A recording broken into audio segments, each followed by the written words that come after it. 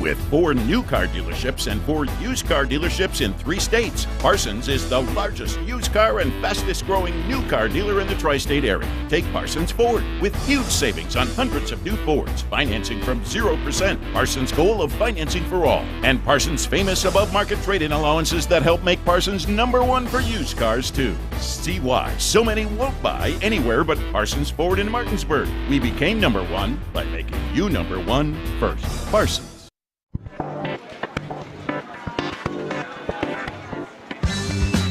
Laura. Hey, Laura. What's with the sunglasses? Ouch!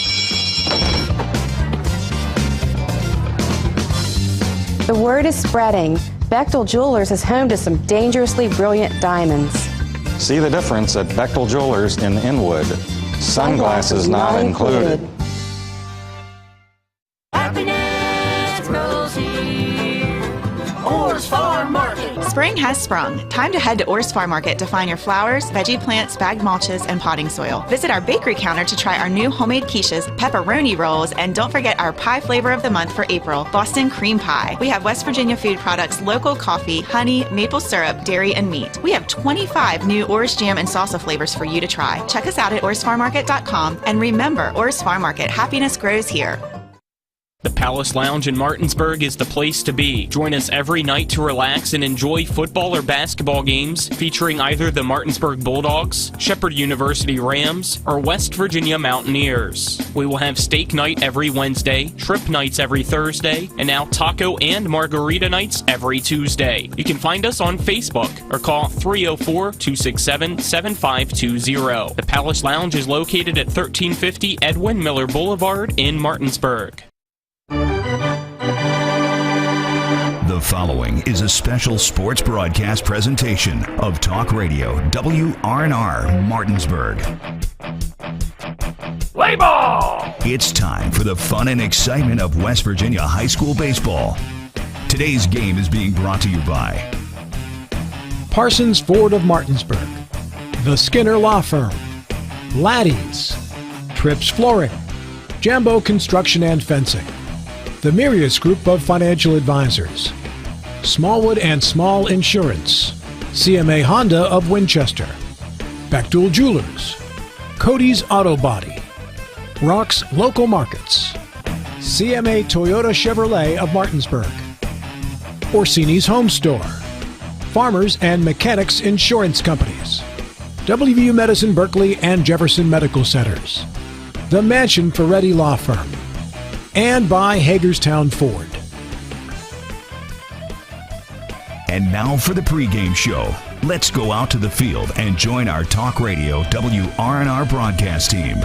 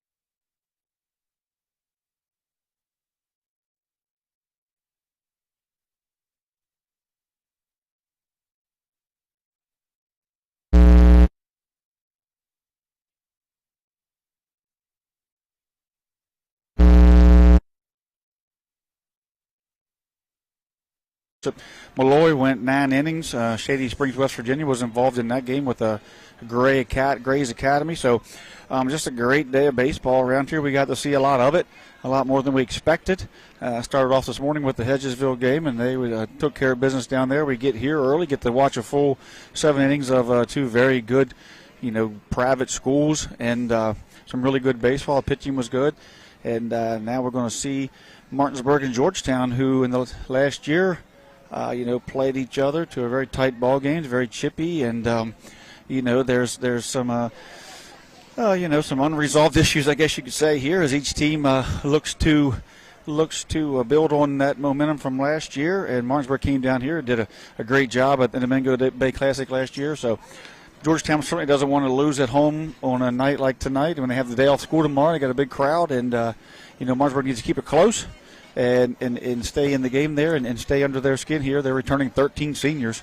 And from what we can hear, could very well easily vie for the South Carolina State Championship this year. Yeah, they really could here on the countdown to first pitch, brought to you by the Skinner Law Firm. Injury and consumer rights lawyers. Call 304-245-6613.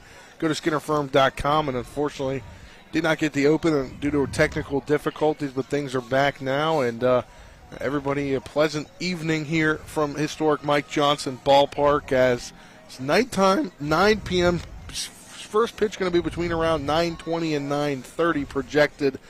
So cuddle up in bed, get your blanket, get your popcorn, and get ready to watch some Bulldogs play the Bulldogs here. So it's an all Bulldogs affair tonight. Yeah, the Georgetown Bulldogs and Martinsburg Bulldogs here at Mike Johnson Historic Park. What it is? It's a nice ballpark here. Yeah, it's got a little polo ground feel to it. Yeah. The dugouts are lower down a little bit. It has this big stands out in center field. It's got a little bit of a short porch and right at, I think, 281, and it shoots directly down about, maybe 20 yards, and it goes straight to 362 down there in left field, 341 right field, 341 in left field, and then it kind of spins around, and you can start to, it's a straight line of the outfield, follows the old football field out there. This ballpark's a century old, or 1906, I believe, is when they started playing here, and so, a lot of history here. It's a beautiful little ballpark. 117 years old. Yeah, stadium seating.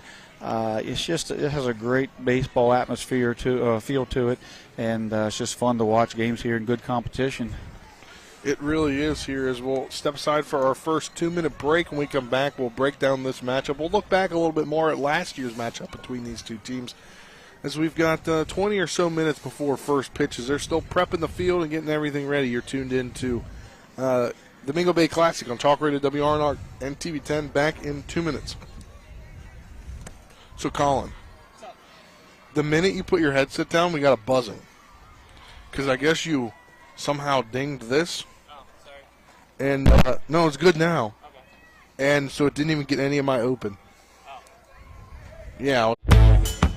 Jambo Construction and Fencing Company, LLC, is a veteran-owned and operated company right here in the Eastern Panhandle of West Virginia that specializes in decks, fencing, and hardscaping. Find us on Facebook at Jambo Construction and Fencing to see more of the projects we've completed. For a free estimate, you can call Bo Bartley at 304-268-5452 or Jamie Gall at 304-279-5053. We are licensed and insured in the state of West Virginia, and as Martinsburg alums, we say, go Bulldogs. Looking for some nightlife? Then look no further. Laddie's Bar and Grill has a full bar and kitchen, pool table, and entertainment with great food at affordable prices. You can dine in or carry out by calling us at 304-263-5233. Laddie's is open Monday through Saturdays from 8 a.m. to 3 a.m. and Sundays from 10 a.m. to 3 a.m. We serve breakfast all day long, and our lunch and dinner specials are posted every day on our Facebook page. So stop on in to Laddie's Bar and Grill, located at 107 Lutz Avenue in Martinsburg. The Honda HR-V, CR-V, Pilot, Passport, and Ridgeline. They all have one thing in common. They never back off from a challenge. Available with all-wheel drive, the Honda SUV lineup has the performance you can count on and the capability to amaze. It's no wonder Kelley Blue Book's KBB.com named Honda the 2022 Best Value Brand. CMA's Honda of Winchester, 3985 Valley Pike. CMA, moving lives forward. Based on 2022 brand image awards from Kelley Blue Book, visit KBB.com for more information. Hi, Crescia Hornby here. Larry DeMarco, broker of Modern Realty Results, believes he has some of the best real estate agents in the Eastern Panhandle. Agents at Modern Realty Results have years of experience and knowledge of the local real estate market. Agents within the office work as a team to provide quality customer service. We strive to always ensure client satisfaction through handling every transaction with honesty and integrity, all while offering competitive rates. Modern Realty Results is veteran-owned and managed. Please call us at 262-4222, modernrealtyresults.com. Final matchup in a way, and unfortunately on April 22nd of last year, Georgetown shut out Martinsburg 4-0 It was one run in the third for Georgetown, and then 3 runs in the sixth that did it all. Martinsburg they were 3 hit by Connor Dupuis, who's not pitching for Georgetown tonight. He will be on first base, but 3 costly errors for the Bulldogs in that game. It was a tough game last year, and Connor Dupuis, who we thought was going to start here tonight, and and Martinsburg knew that what he did last year to the team, and then has another year experience under his belt, but maybe fortunately we're not sure. Not taking nothing away from the starter Zach Krause. We don't know much about this team, but we do know what Dupuis can do, and he's playing first base tonight. But Georgetown's returning 13 seniors. From the word around the stadium is they could easily compete for the South Carolina State Championship this year, so they are a formidable foe here for Martinsburg.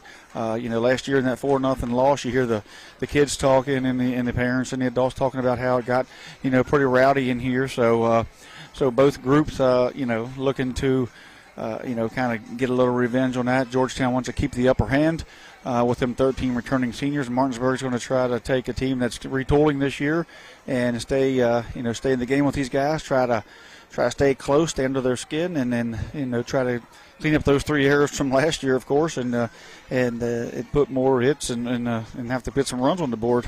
Yeah, and looking back at Georgetown's game yesterday, they took on Shady Spring in the nightcap yesterday as an 8-0 shutout over Shady Spring, and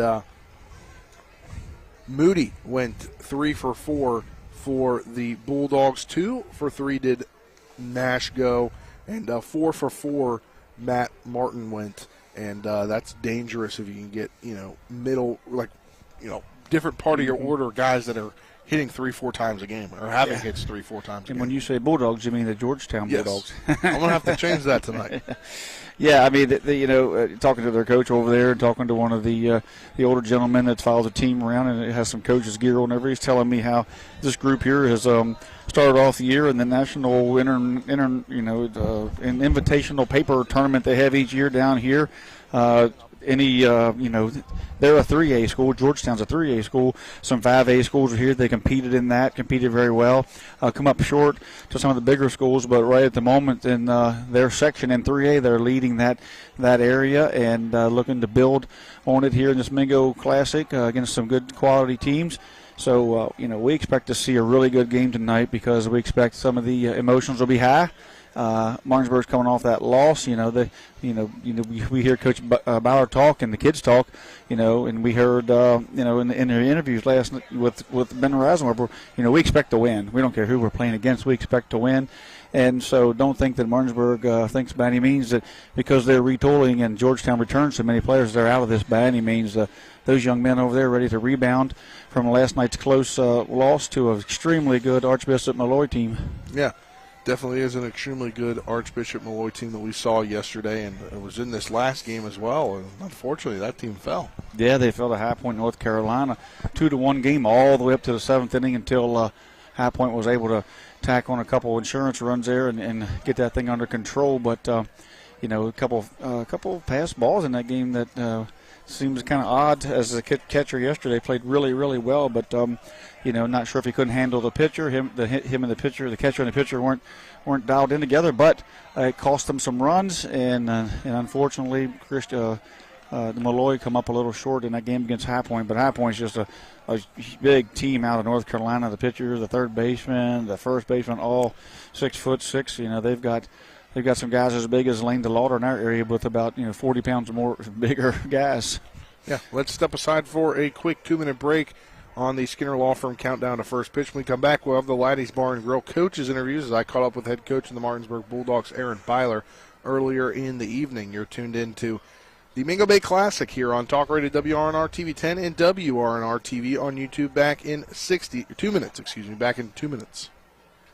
Ever try to collect on an insurance claim? Perhaps a homeowner's claim, auto accident, or fire. Insurance companies collect money from you for protection should something bad happen. And when it does, they don't want to pay, or they offer too little. At Mansion Ferretti, we have an attorney who worked defending insurance companies and knows all the dirty tricks they play to deny or lowball your claim. Call us today for help in getting what you really deserve. Mansion Ferretti, when you need justice.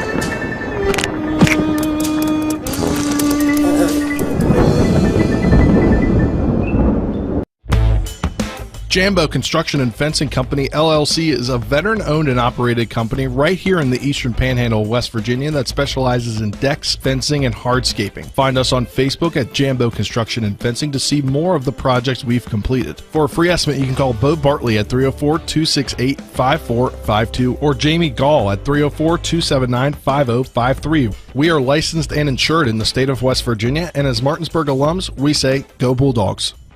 To get the best opportunity to be seen and recruited, join the American Legion Post 14 Hornets baseball team. Managed by Trip Tobin, Post 14 will prepare you for the next level by playing the best possible schedule, along with an experienced coaching staff and alumni coming back to help guide you through the process.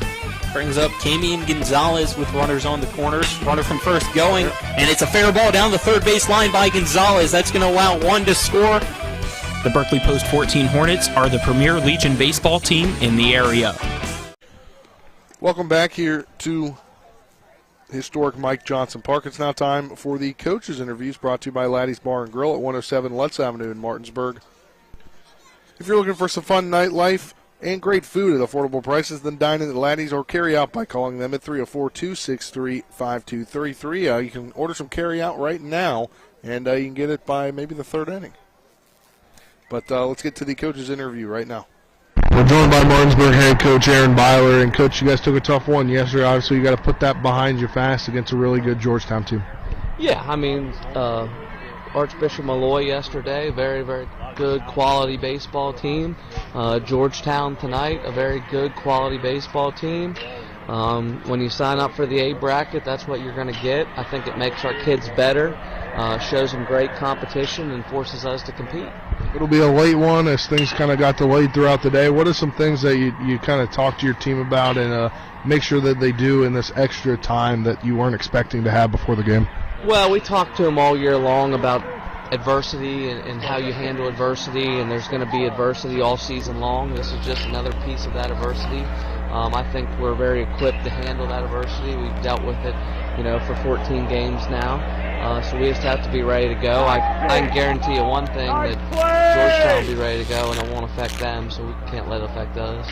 Looking at the lineup, you tinkered things up a bit. Alter's going to be in right after Murphy has been in right the last few games, and Rubenthal's going to hit for Reisenweber tonight. Yeah, we're still trying to figure it out. 14 games in, 15 games in. With a young squad, that's what you get. We're trying to figure it out, trying to find our best sectional lineup, and that's what we're going to go with. Thanks for the time. Best of luck. Thanks, Spencer.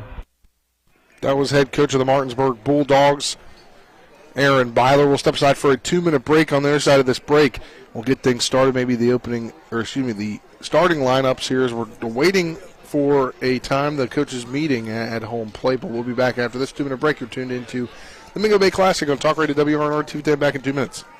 Not sure where to go or who to trust with your flooring project? And start with Trips Flooring, proudly serving the area for more than 25 years, specializing in floor sanding and refinishing, along with installation of new flooring, including hardwood, tile, vinyl, laminate, carpet, and the hottest trend in flooring, luxury vinyl, tile, and luxury vinyl plank. Are you on a budget? Check out their warehouse, cash and carry, or call 304-229-7009, or visit them online at tripsfloorsanding.com.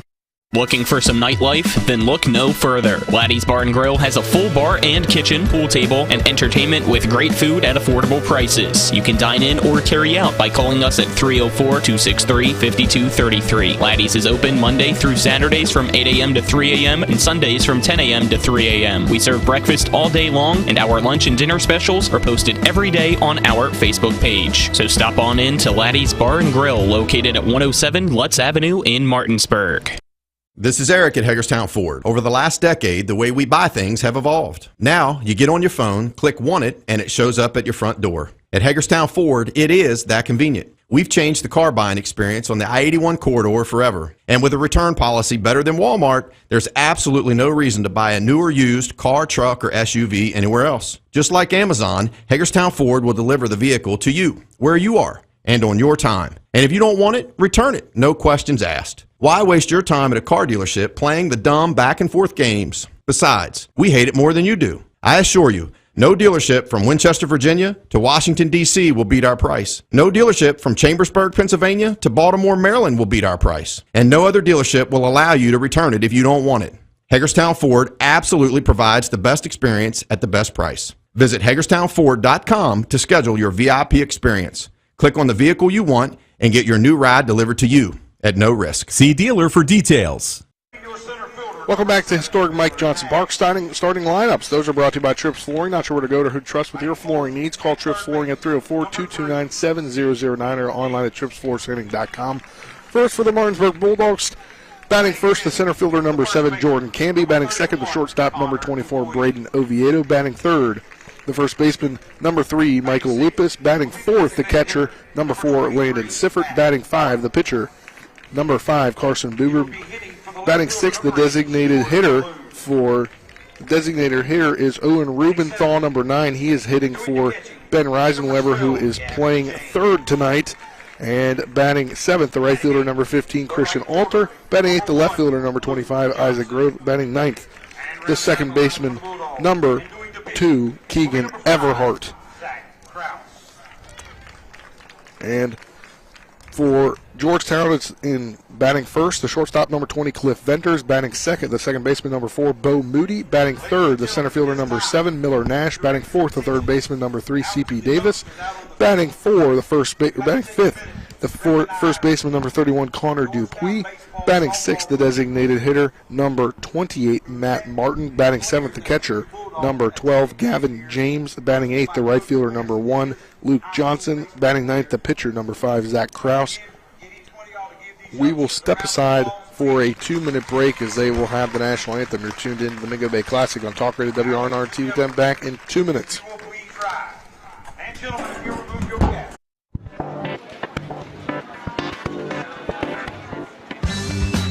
Laura. Hey, Laura. What's with the sunglasses? Ouch. The word is spreading. Bechtel Jewelers is home to some dangerously brilliant diamonds. See the difference at Bechtel Jewelers in Inwood. Sunglasses not included.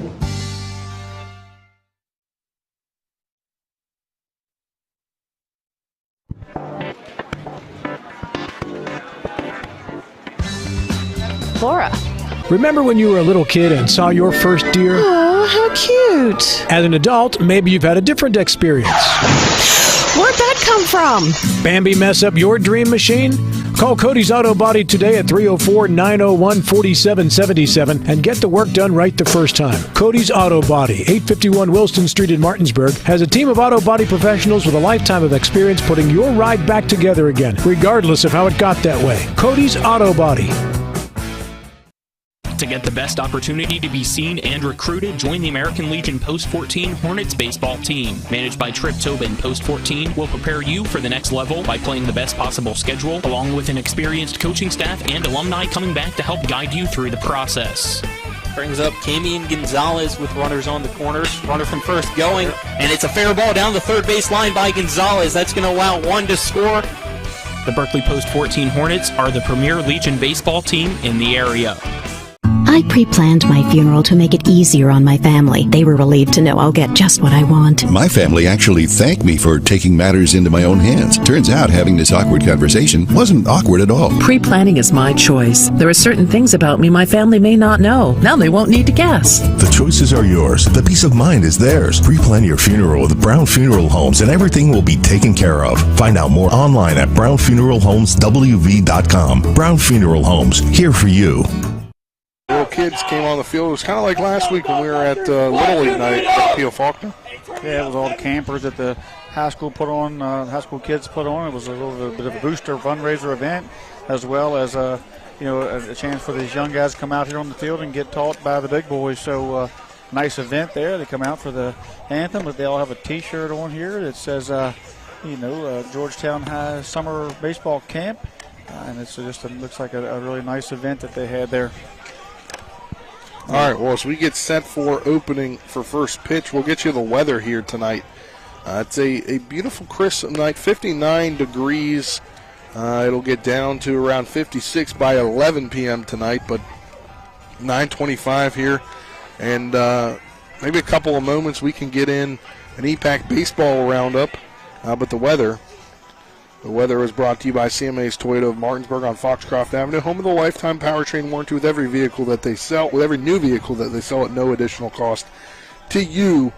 And it's going to be a good one for some baseball tonight here. Let's get the EPAC baseball roundup. That's brought to you by Jambo Construction and Fencing LLC, a veteran-owned company that specializes in decks, fencing, and hardscaping. For a free estimate, you can call Bo Bartley at 304-268-5452. Look back, Hedgesville, we had that game earlier today. It was a run rule victory, 10-0 over Princeton, as it was a great hitting day towards the end of it, and Lane DeLauder getting the shutout on the mound. 5 innings, 1 hit allowed, 2 walks, 7 strikeouts on 73 pitches for the young man. And then moving over to Jefferson, they just got a 15-2 victory over Waccamaw, as Hefner went 2 innings, Duncan went 2 innings, and Lewis went 2 innings. And Washington, unfortunately, fell today in their contest, 12-0 to McClancy. But here, first pitch coming up right now. First pitch brought to you by CMA Chevy of Martinsburg. CMA Chevy finding new roads. First pitch coming in here at 9:26 p.m. is first pitch this evening. In there for a ball, 1-0 the count on Jordan Canby. Second pitch in there for a called strike one, brings the count even at 1-1 on Jordan Canby, the leadoff man for Martinsburg. In the roundup today, Tyler consolidated, took 2 losses to Musselman as well, and Jason Myers and Trevor Bohr threw a no-hitter in the second game. So what is that, 16 straight wins now? They're 16-3. So. 16 straight wins for the Musselman Applemen. So I'm going to say that Nick Moberly and Andrew Stevens did not jinx Jason Myers today. All right, pitch in there. Called strike 2, brings the count even at 2-2 here. Maybe Martinsburg can get a no-hitter out of Boober here, and we can have a 2 EPAC teams today with the no-hitters. Be very impressive. Canby just taking some pitches early, brings the count full at 3-2. Nice curveball there. Good eye by Canby. Come in broken low. Martinsburg looking to get somebody on board here.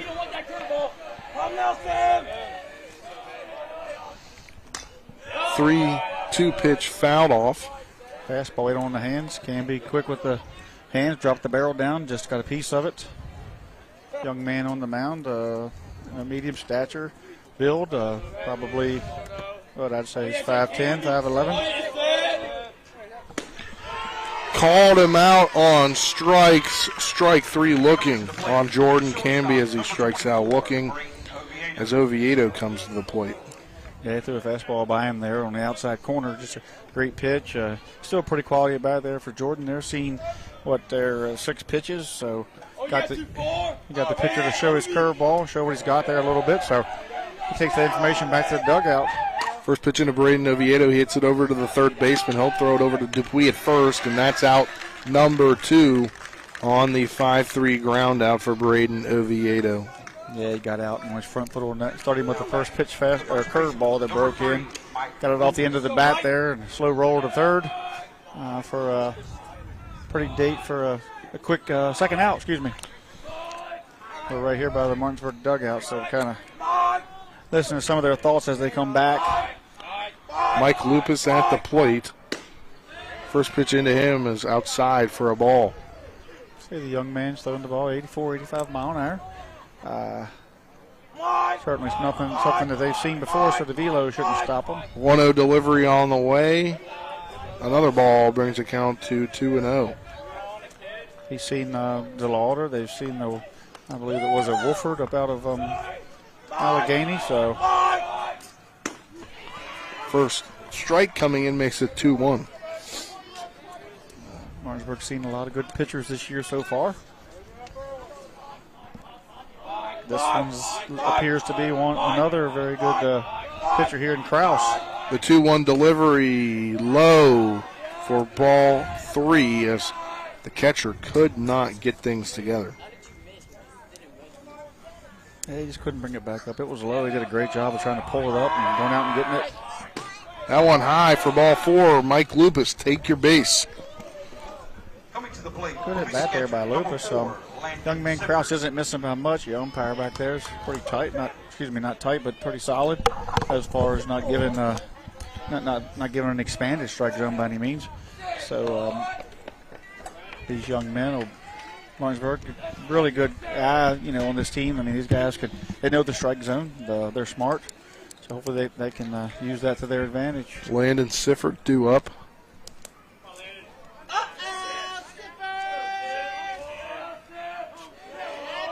First pitch into him is high for ball one.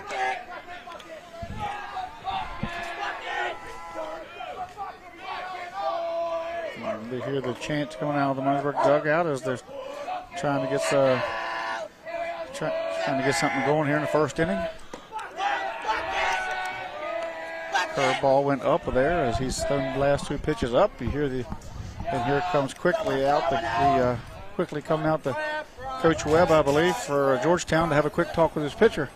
Yeah, and kind of reminds me of something that we would usually see from, up in the EPAC if you wanted to relate it, from head coach John Lowry. Well, I think you'll tell him not to do too much. Don't let the excitement of this dugout over here get under his skin to pound the strike zone. Let the defense do their work. Walks will kill you, especially you never want to have a 2-out walk. You never really want to have. There's no good time for any walk. You have lead off walks usually come back to haunt you. 2-out walk, extend the inning. So either way, on either side of it, it's just not a good time. But I'm sure the coach just come in and settle him down a little bit and tell him to pound the zone, let the defense work. Pitch in there for a ball. Now 3-0. Adrenaline could be going. Overthrowing maybe a little bit because fastball wasn't quite as sharp on that one, but he's thrown a few. I'm sure certain will push the 85 mark there. Do you think that as a pitcher coming in thinking you're going to start at around 7:30 and now starting at 9:30 change anything? Well, definitely. Because he's now walked them on 4 pitches. Yeah, certainly changes things. I mean, you gear up all day long. You kind of know what you kind of know. It just kind of delays it. You want to get going as a pitcher.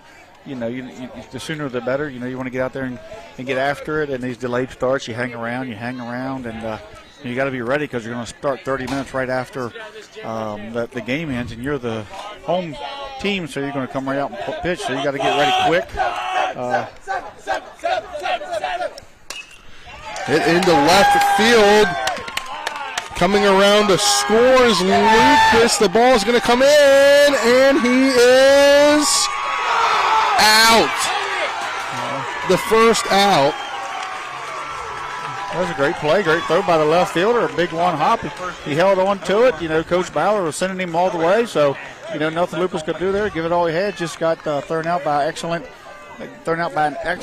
throw from left field. So great baseball so far, and we see the guys getting wound up. And we saw yesterday that they were out there early. They got that one run. The second run that came in to score was the run that got caught, but this time it was the first one. So we'll step aside for a 60-second break. When we come back, we'll have the bottom of the first inning. You're tuned in to the Mingo Bay Classic here on Talk Radio WRNR and TV10 back in 2 minutes, or 1 minute.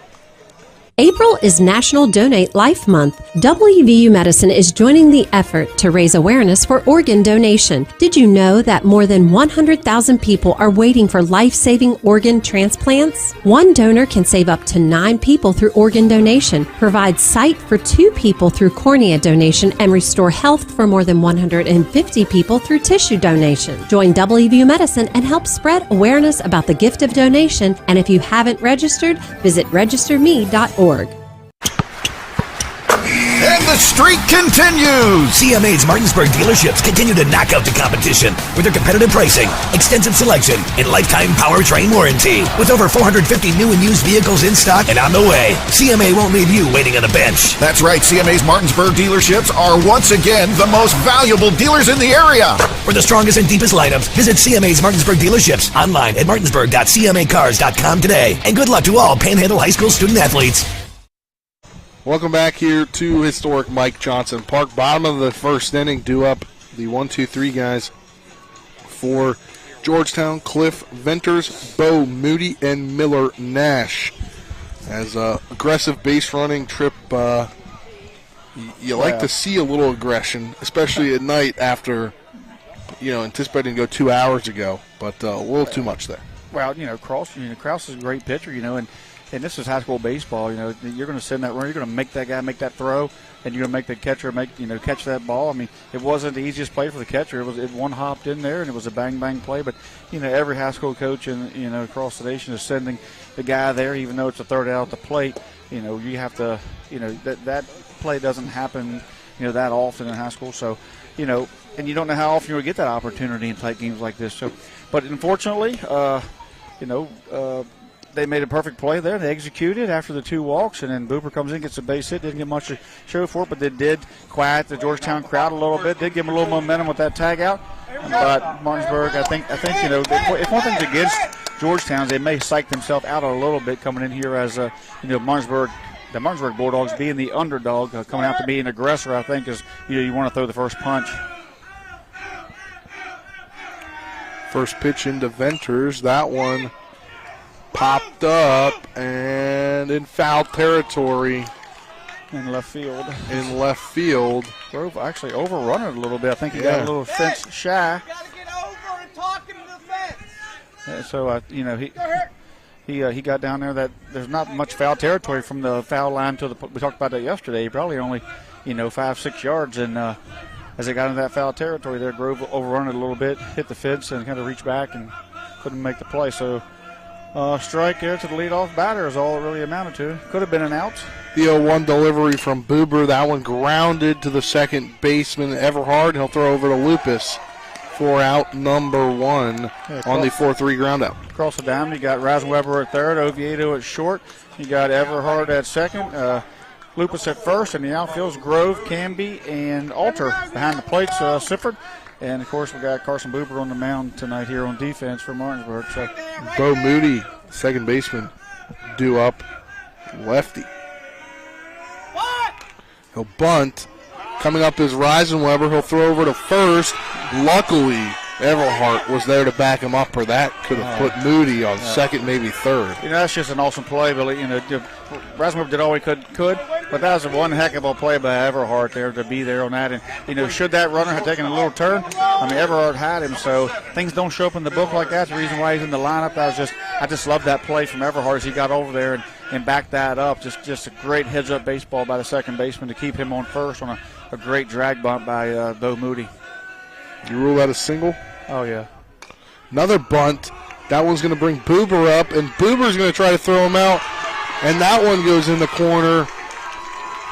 And it's now first and third with 1 out as Miller Nash lays down the bunt. And Georgetown is doing exactly what it did last year. We actually saw him bunt 3 times in a row against Martinsburg in that 4-0 victory, if you remember, Spencer. They loved the small ball. That's what defeated the Bulldogs last year. It's honestly what defeated Martinsburg yesterday, too. A run was scored on that because the throw got into the dugouts. So that throw, so Boober come up the line, made the play, threw across, threw a little high. Lupus had to come up and make the catch. Ricocheted off his glove, got into the dugouts. Everybody moves up another base.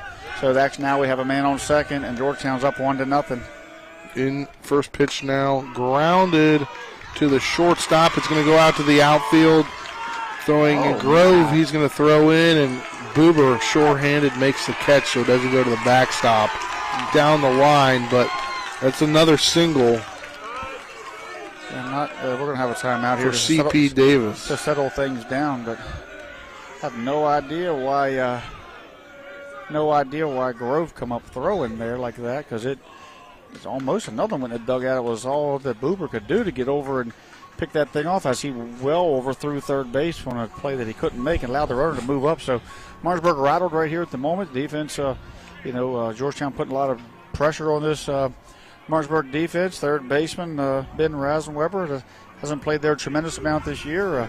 Not much he could do with that first bunt, but give it all he had. Second one there just was another great bunt down the line that Boober got to, threw away, and it got into the dugout. And now we've got that was a slash play for you guys at home. He did square the bunt. Lupus come in.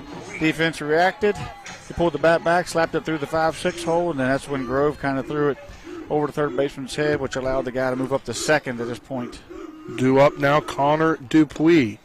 Swings and misses on the first one. No relation do I have to this man that I know of. So we had a Hoover had a great start. He actually got the young man to fly out and didn't get the out, but ended up getting the ground out to second.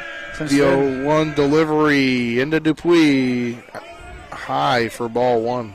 Since that first out, we've had bunt, and then single on a slash. So men on second and third, and one out, 1 run in for Georgetown. Third pitch in there is a ball, 2-1 the count. Everybody in that Georgetown dugout is up on that fence and chattering, and it's just going to be a very emotional game. See how the junior Boober can handle it. Now onto the backstop, but no runners will move up because it bounced right back in a great position for Landon Sifford to get it. It's a short backstop here. Aino this morning, Hedgerville played with a short backstop. These fields are nothing like the foul territory we have. We see at Musselman, Martinsburg, Hedgesville, Spring Mills. Those areas are a lot bigger fields in the foul territory. 3-1 delivery to Dupuis, fouls that one off. Out of play. Cooper did a great job there because Dupuis sitting in that, I believe, half spot is just had his ears pinned back on that 3-1 pitch. Brings the count full with 3-2. The payoff pitch. High for ball 4. He'll walk Dupuis.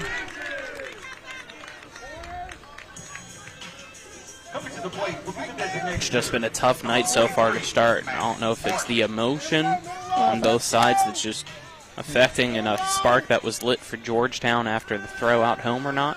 Well, I think Georgetown fire was lit. They're a very animated bunch. We've seen that over the years with them, especially last year. You've seen it.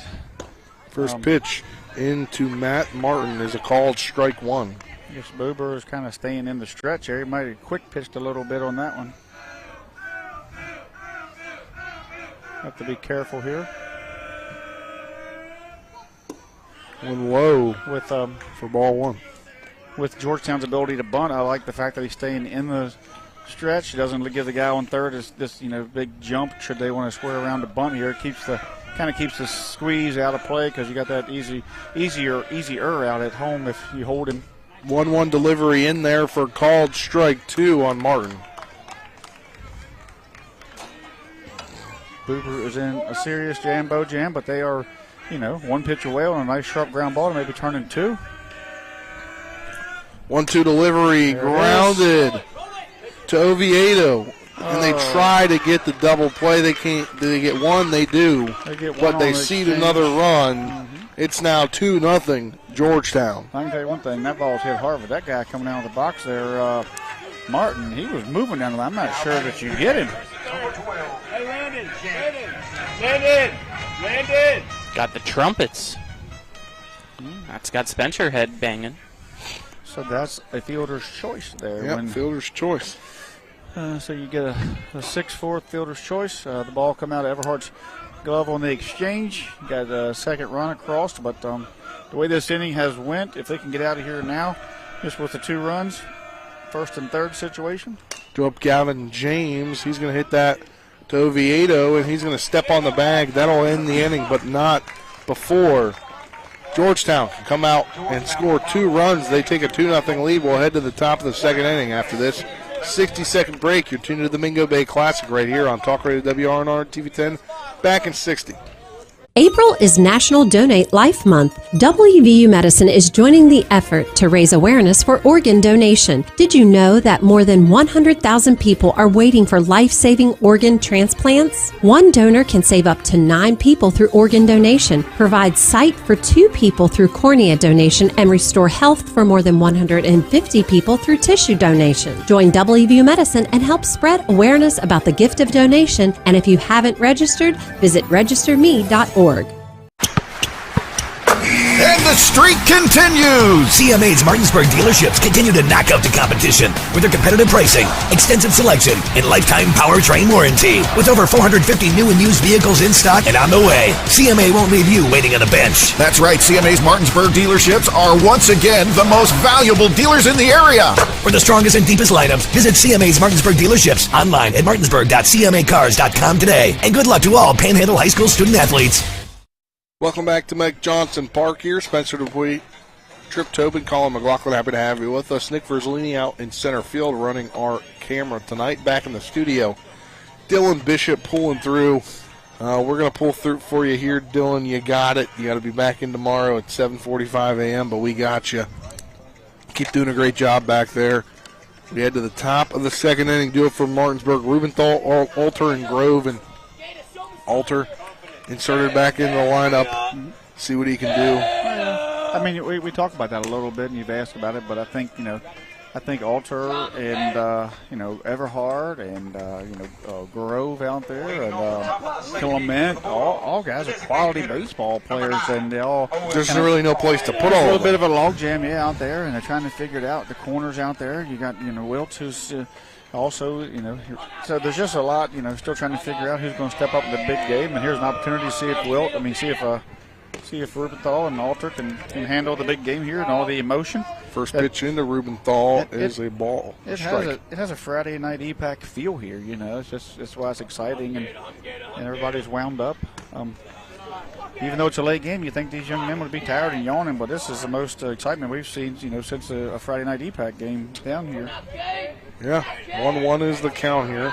On Rubenthal, the 1-1 delivery, high for ball 2.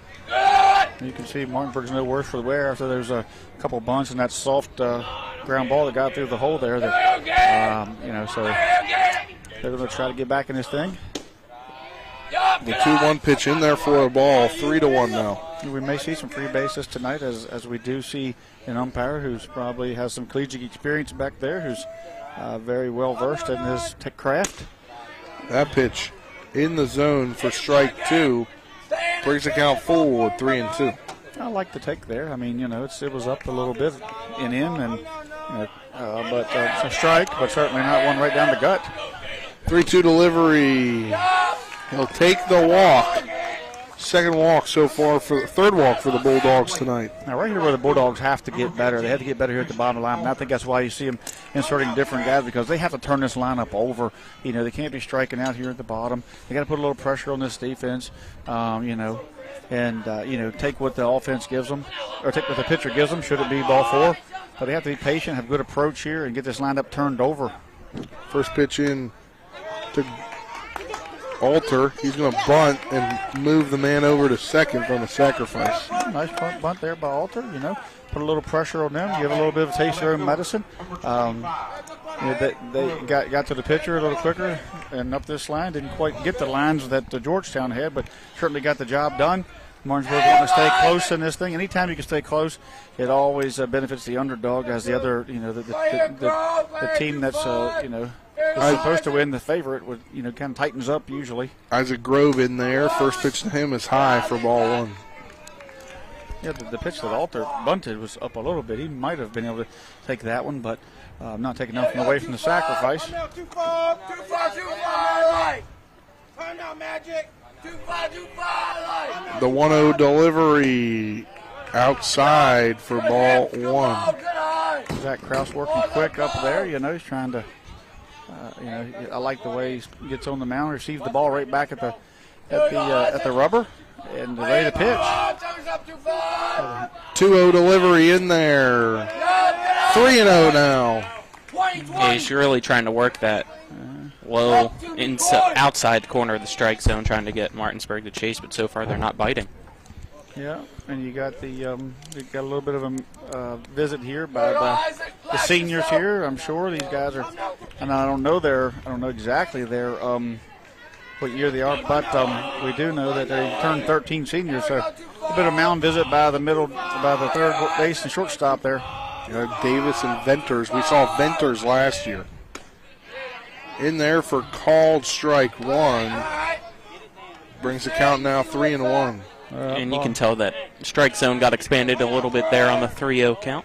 Yeah, I think that was kind of gimme the 3-0 gimme there. It was up a little bit. 3-1 delivery. Certainly be taking the ball there. 4, another walk. Yeah, I think they're taking there anyway. I mean, I think unless it's an absolute perfect pitch, but I think Martinsburg has really, Coach Ballard's talked about this bottomless lineup. Trying to get some trying to get some quality at bats out there. Excuse me. Got a good a good couple quality at-bats out of Murphy Clement the other day. You see what it did, turned into runs. So looking to do the same here tonight with this guy. First pitch into Keegan Everhart. He squares the bunt, but he pulls it back. 1-0 now the count. Ball was up, and this draws the defense up, especially the first baseman. As we got men on first and second, it allows Grove to get a pretty good jump over there. No one's holding him. They're holding the runner, Rupenthal, at second. And the bunt down the line, and it's going to go foul. It would have been a base hit. I mean, he put it in the right spot. If he could keep it on the line, that's what he needs to do there. You're not quite giving yourself up there. He's more of a bunt for a base hit guy. So it's if he does get the bunt down, it's not the greatest bunt in the world. He gets out. It's not the worst thing in the world with Canby coming up with men on second and third. But where he laid it down, if it stays on the other side of that line, we got bases loaded with 1 out. So I like the call. Here you go, 2, right here, 2. Come on, Melbourne. 1-1 with 1 out here. The top of the second inning, the 1-1 delivery in there for called strike 2 on Keegan Everhart. That's just a great pitch there. I mean, it was right at the knees, on a corner. Just a really good pitch. And that's going to have to shorten that swing, get that ball in play, and get his butt down this line and keep it out double play. 1-2 delivery. That one hit back out to the shortstop. They're going to get 1, and they're not going to be able to get 2, so runners on the corners, 2 outs on the fielder's choice. You got a good speedy, speed guy come down the line there. He slapped it, didn't strike out, made something happen. At least, moved the runner over to third. And now we got men on first and third. Martinsburg going to have to make a decision whether or not they're going to run here with 2 outs, and put 2 runners in scoring position, or if they're going to play it safe and kind of let Canby hit here. But, we've seen Keegan with his speed. He's going to have to be smart here as he probably get a throw over. First pitch into Canby in there for called strike 1. Canby's second time seeing cross. Maybe if Canby gets 2 strikes, you try to steal the base. So, that way if you do get thrown out, you have the top of the order coming up. And if you don't, good things can happen. There goes the runner. They're going to throw. And the throw is offline, not in time. Moves the second baseman. Rubenthal, not the fastest guy on the team over there, kind of held up. We haven't really quite seen their first and third play. They haven't run any kind of cut play or anything yet. That was the first time for us to take a look at it. So they played it straight up, tried to throw the runner out, and Keegan just got a good jump and outrun it. Pitch in there high and inside for ball 2. And while we have a second, the pitcher and the catcher coming out talk to each other.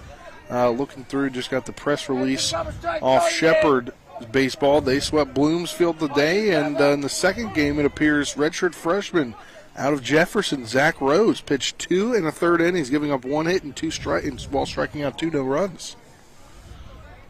EPAC guy getting in the Shepherd lineup, or in the Shepherd pitching rotation. 2-1 delivery high for ball 3.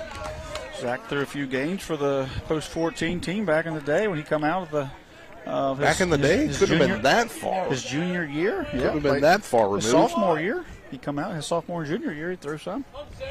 Yeah. 3-1 delivery in there. Swung on and missed by Canby. Brings the count full at 3-2.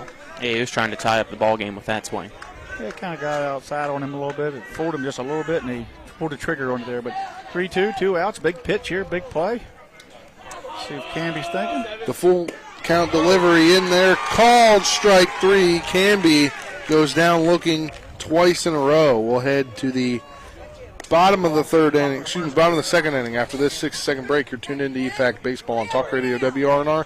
TV 10 back in 60. With 4 new car dealerships and 4 used car dealerships in 3 states, Parsons is the largest used car and fastest growing new car dealer in the tri-state area. Take Parsons Ford with huge savings on hundreds of new Fords, financing from 0%, Parsons' goal of financing for all, and Parsons' famous above-market trade-in allowances that help make Parsons #1 for used cars too. See why so many won't buy anywhere but Parsons Ford in Martinsburg. We became #1 by making you #1 first. Parsons.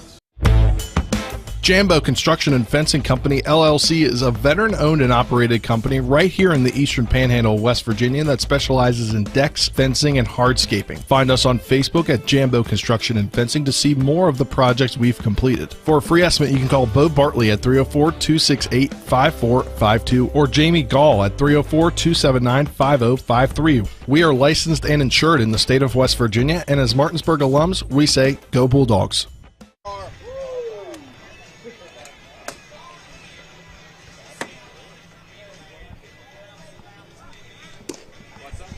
Welcome back here to historic Mike Johnson Park as Colin's trying to give his headset away.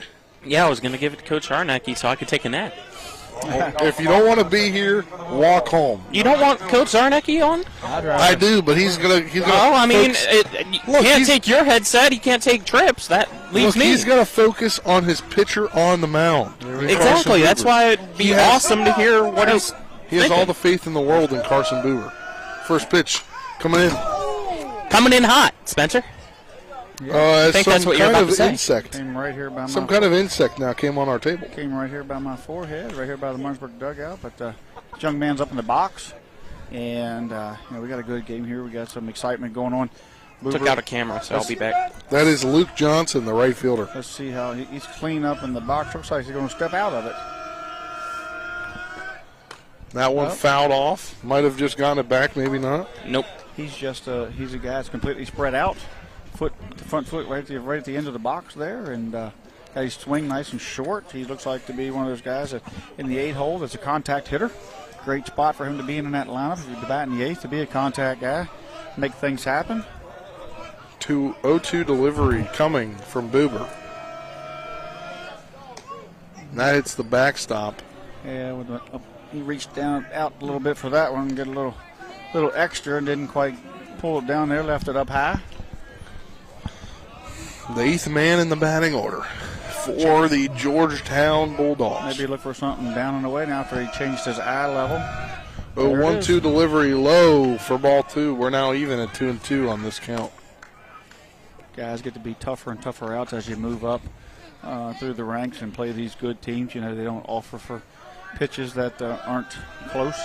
2-2 delivery. That one hit back up over to Oviedo at short. He'll throw over to first to Lupus, and that's out number 1 on the 6-3 ground out.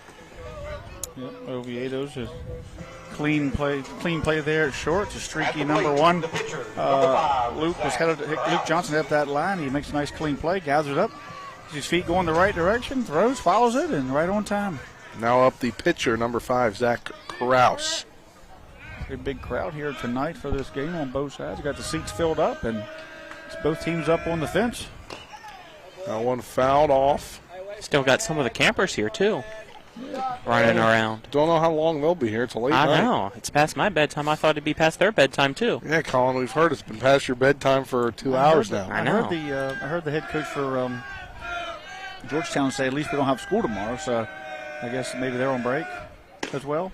Maybe it might be their end of the semester break. I thought they had spring break last week. I just heard what he said, so I don't. Maybe it's just a day off. I don't know. Or no, maybe they do this. Georgetown County might be here.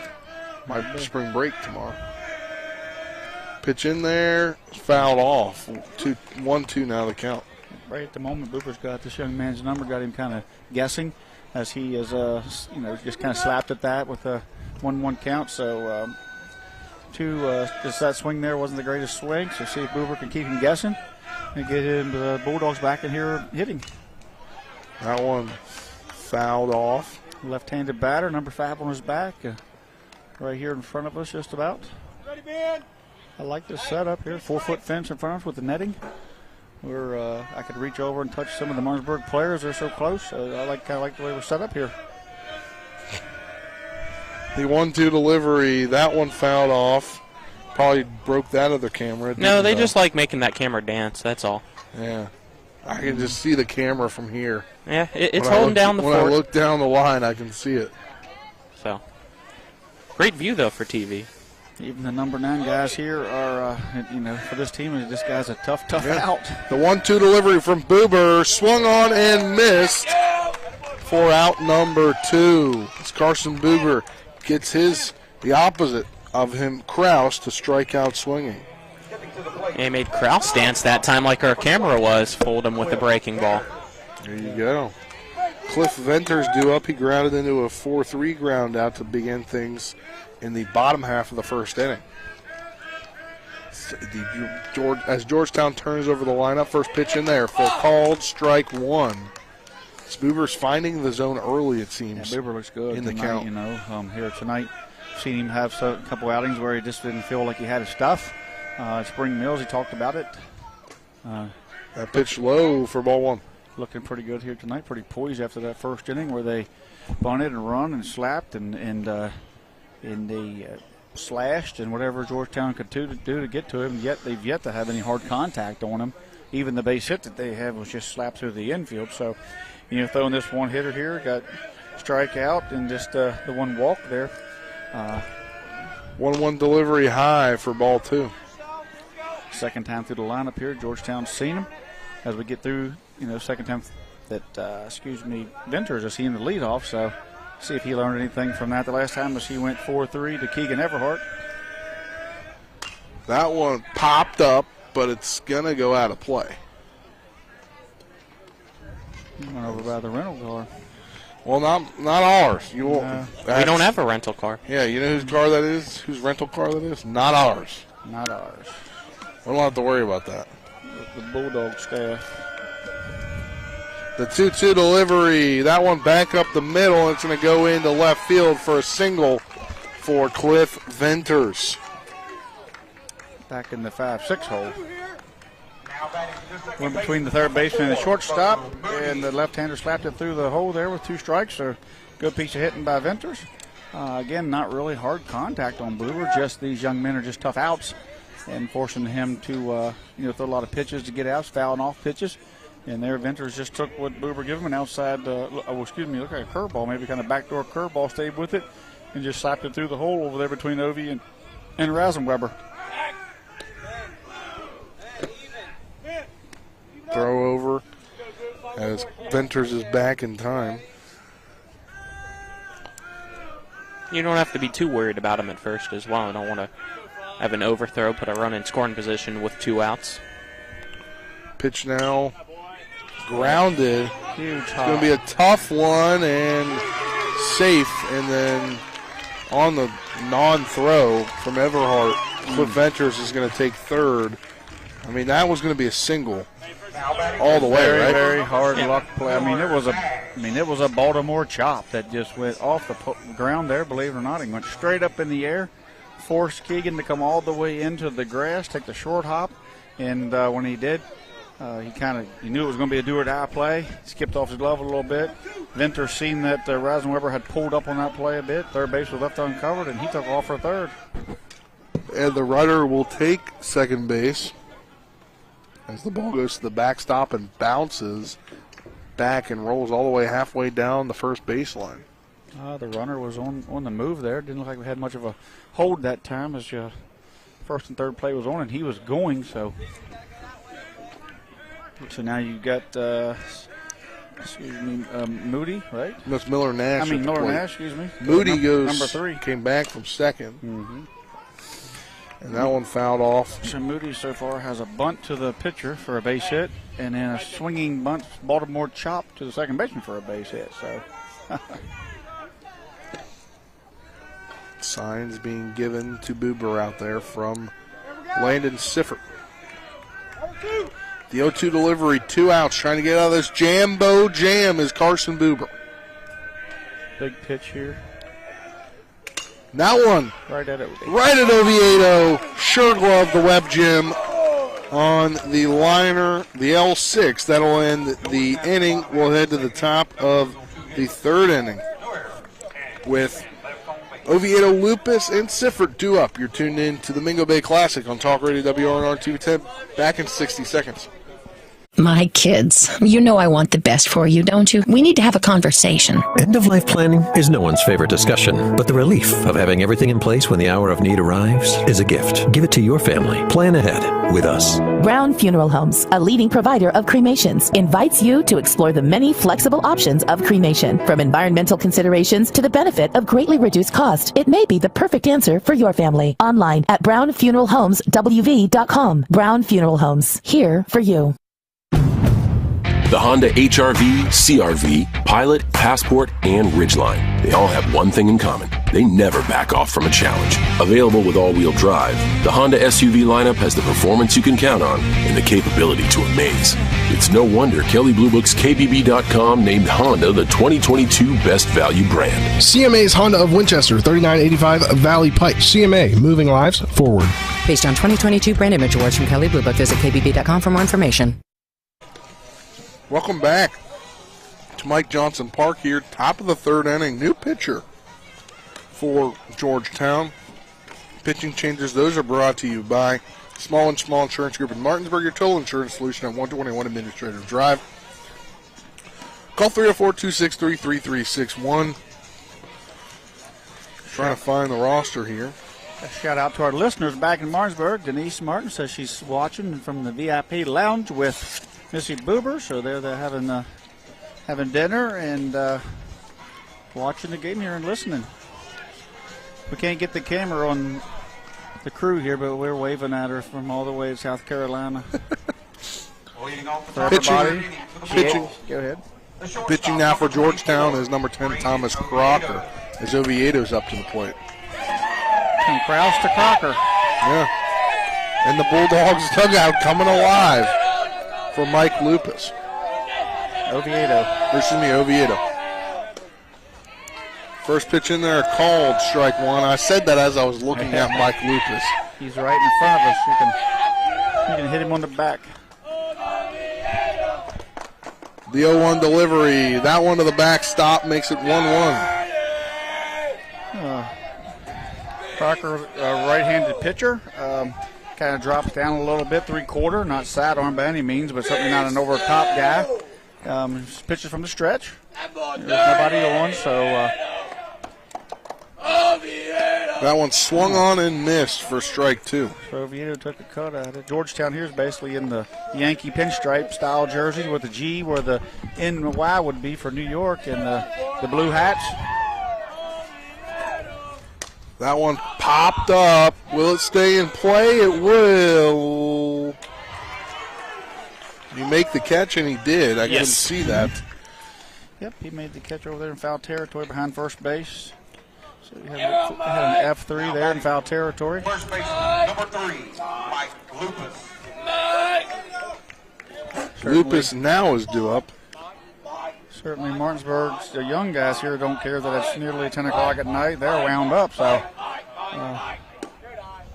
First pitch in there for a ball, 1-0. For not nearly it is 10. So for us older guys, it's getting a little late, but they're just having a good time here in Myrtle Beach, enjoying the weather, enjoying the competition. Second pitch in there for a ball, 2-0. Thomas Crocker, the new pitcher. We've had some beautiful weather so far this week, too. Couldn't ask for better except for what's scheduled or predicted on Friday. Keep talking about it. We're hoping it changes. 2-1 now to count after a strike coming into Mike Lupus.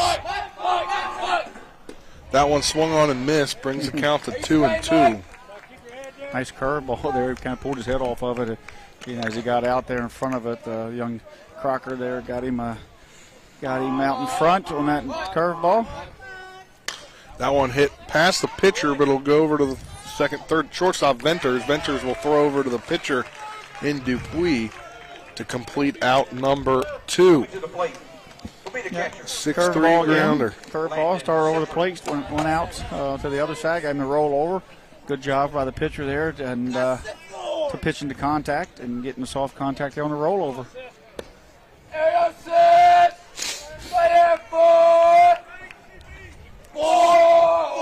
First pitch into Sifford is a ball, 1-0.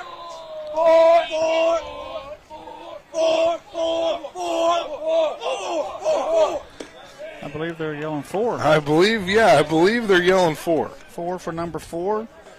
Landon Sifford walked the last time. The Iron Man back there behind the plate called up every game so far. 2-0 delivery in there for called strike 1. Still looks good. Still swinging the bat well. Still receiving the baseball well. Is healthy this point of the season. Trip, I got a question. If you're not in the lineup, are you typically wearing a batting helmet right now? Because they're probably going to run. Oh, you're right. Yes. Never mind. I was wondering. We're never this close to the dugout to see what goes on in the dugout. Someone's going to run for the catcher. Should he get on? That is very true. And it will most likely be Murphy Clement. Clement or Wilt, both are ready to go. Whoever Coach Bauer calls on, I assume. Yeah. Plus, you have the pitcher on deck next, so if you get both of them on, both That's will be true. out there. I didn't even put 2 and 2 together down here. Nonetheless, the count's 3-2 on Sifford. Well, 2 and 2 equals 4 if you're asking. And 4 walks him. Sifford now back-to-back walks for him. Here comes the first guy with the helmet on.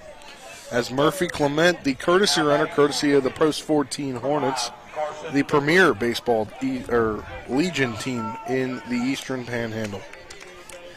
Nice job there by Sifford to keep this inning, alive with 2 outs, making that not an easy inning for the new pitcher Eric Crocker, extending that inning for the Martinsburg Bulldogs. First pitch into Boober, high for ball 1. See how Crocker does with the runners on base. Clement, we know what kind of speed he has. He's just an unbelievable speed out there. He's learning his way around the bases here. They throw over, try to catch Murphy Clement, but he's able to get back in time. It's a great move. He stands a couple feet beyond the bag. He just he went in standing up and it made it a little closer. Boober hits that one back up in the hole. Shortstop's able to get it, but can't throw over in time.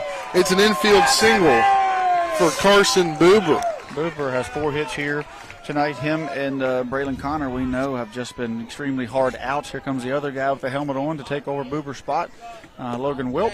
Logan Wilt, the courtesy runner, courtesy of the Berkeley Post 14 Hornets.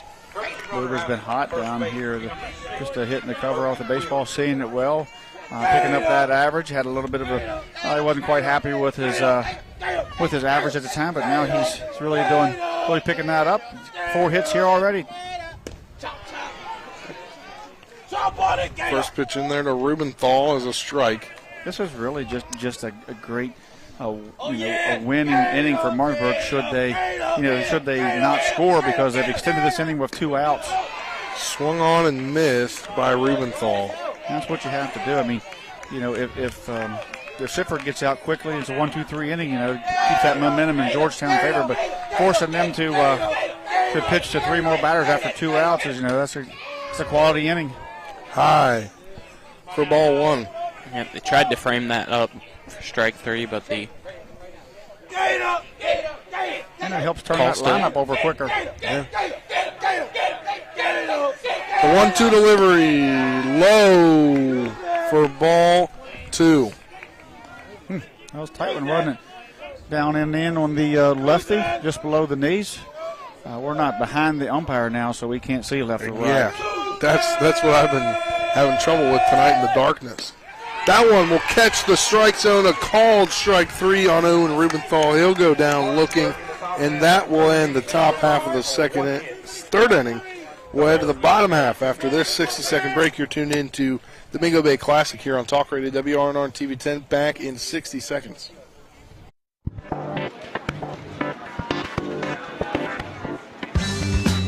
Laura. Hey, Laura. What's with the sunglasses? Ouch! The word is spreading. Bechtel Jewelers is home to some dangerously brilliant diamonds. See the difference at Bechtel Jewelers in Inwood. Sunglasses not included.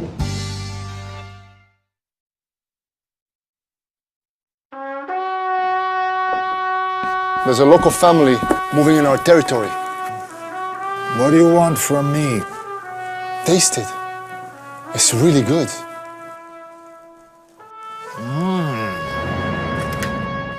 We're going to the mattresses. It's not personal. It's strictly business. Leave the guns. Take the pizza. Rock's, now serving hot, fresh pizza to die for. Ow, that really hurt. Welcome back to Mac Johnson Ballpark. Spencer Dupuis, Trip Tobin, Colin McLaughlin, happy to have you with us.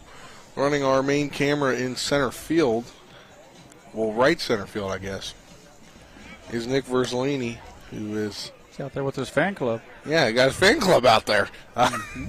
Back in the studio, Colin McLaughlin. What? No, it is Dylan Bishop trooping through things back there tonight after a couple hours of delays. So Martinsburg has had opportunities in all 3 innings. Once that was cut down at the plate on a tight play at the plate, but the next 2 times they were can be caught looking, and now we've seen Rubenthal caught looking with the runners in scoring position. So that's something that's got to be cleaned up, or Martinsburg is going to come out of here with a goose egg on the scoreboard if they don't. They did a great job after 2 strikes or 2 outs to get 2 guys on and get things going, and then wasn't able to extend it farther than that with the looking strikeout. First pitch into the third baseman, C.P. Davis, fouled off. It's that song, Missed Opportunities, right? The 0-1 delivery, low for ball 1. Don't know if it's a song, but that is what's happening. Yeah. Missed opportunities. I don't know that to be a song, Trip. I'm making it a song. Unfortunately. When's the album come out? I'm writing it as we go. Or is it just a single? Just a single. Is it an EP, an extended play? Or is it a full album? But Martinsburg's going to have to, capitalize when they're given those free bases and opportunities. And, the base hits from Boober twice now. 2-1 delivery in there for called strike 2. Boober throwing a will of a game up there. He, too, is, mid-80s and using his pitches in a strike zone that's condensed a little bit from, maybe 2-2 delivery. That one's hit on over to Reisenweber at third. He'll throw over, and once again, he can't make the throw in time. Or it bounces off the ground, and it'll be an error. Yeah, he made a nice play on it. He just short hopped Lupus over there. Lupus doing all he can to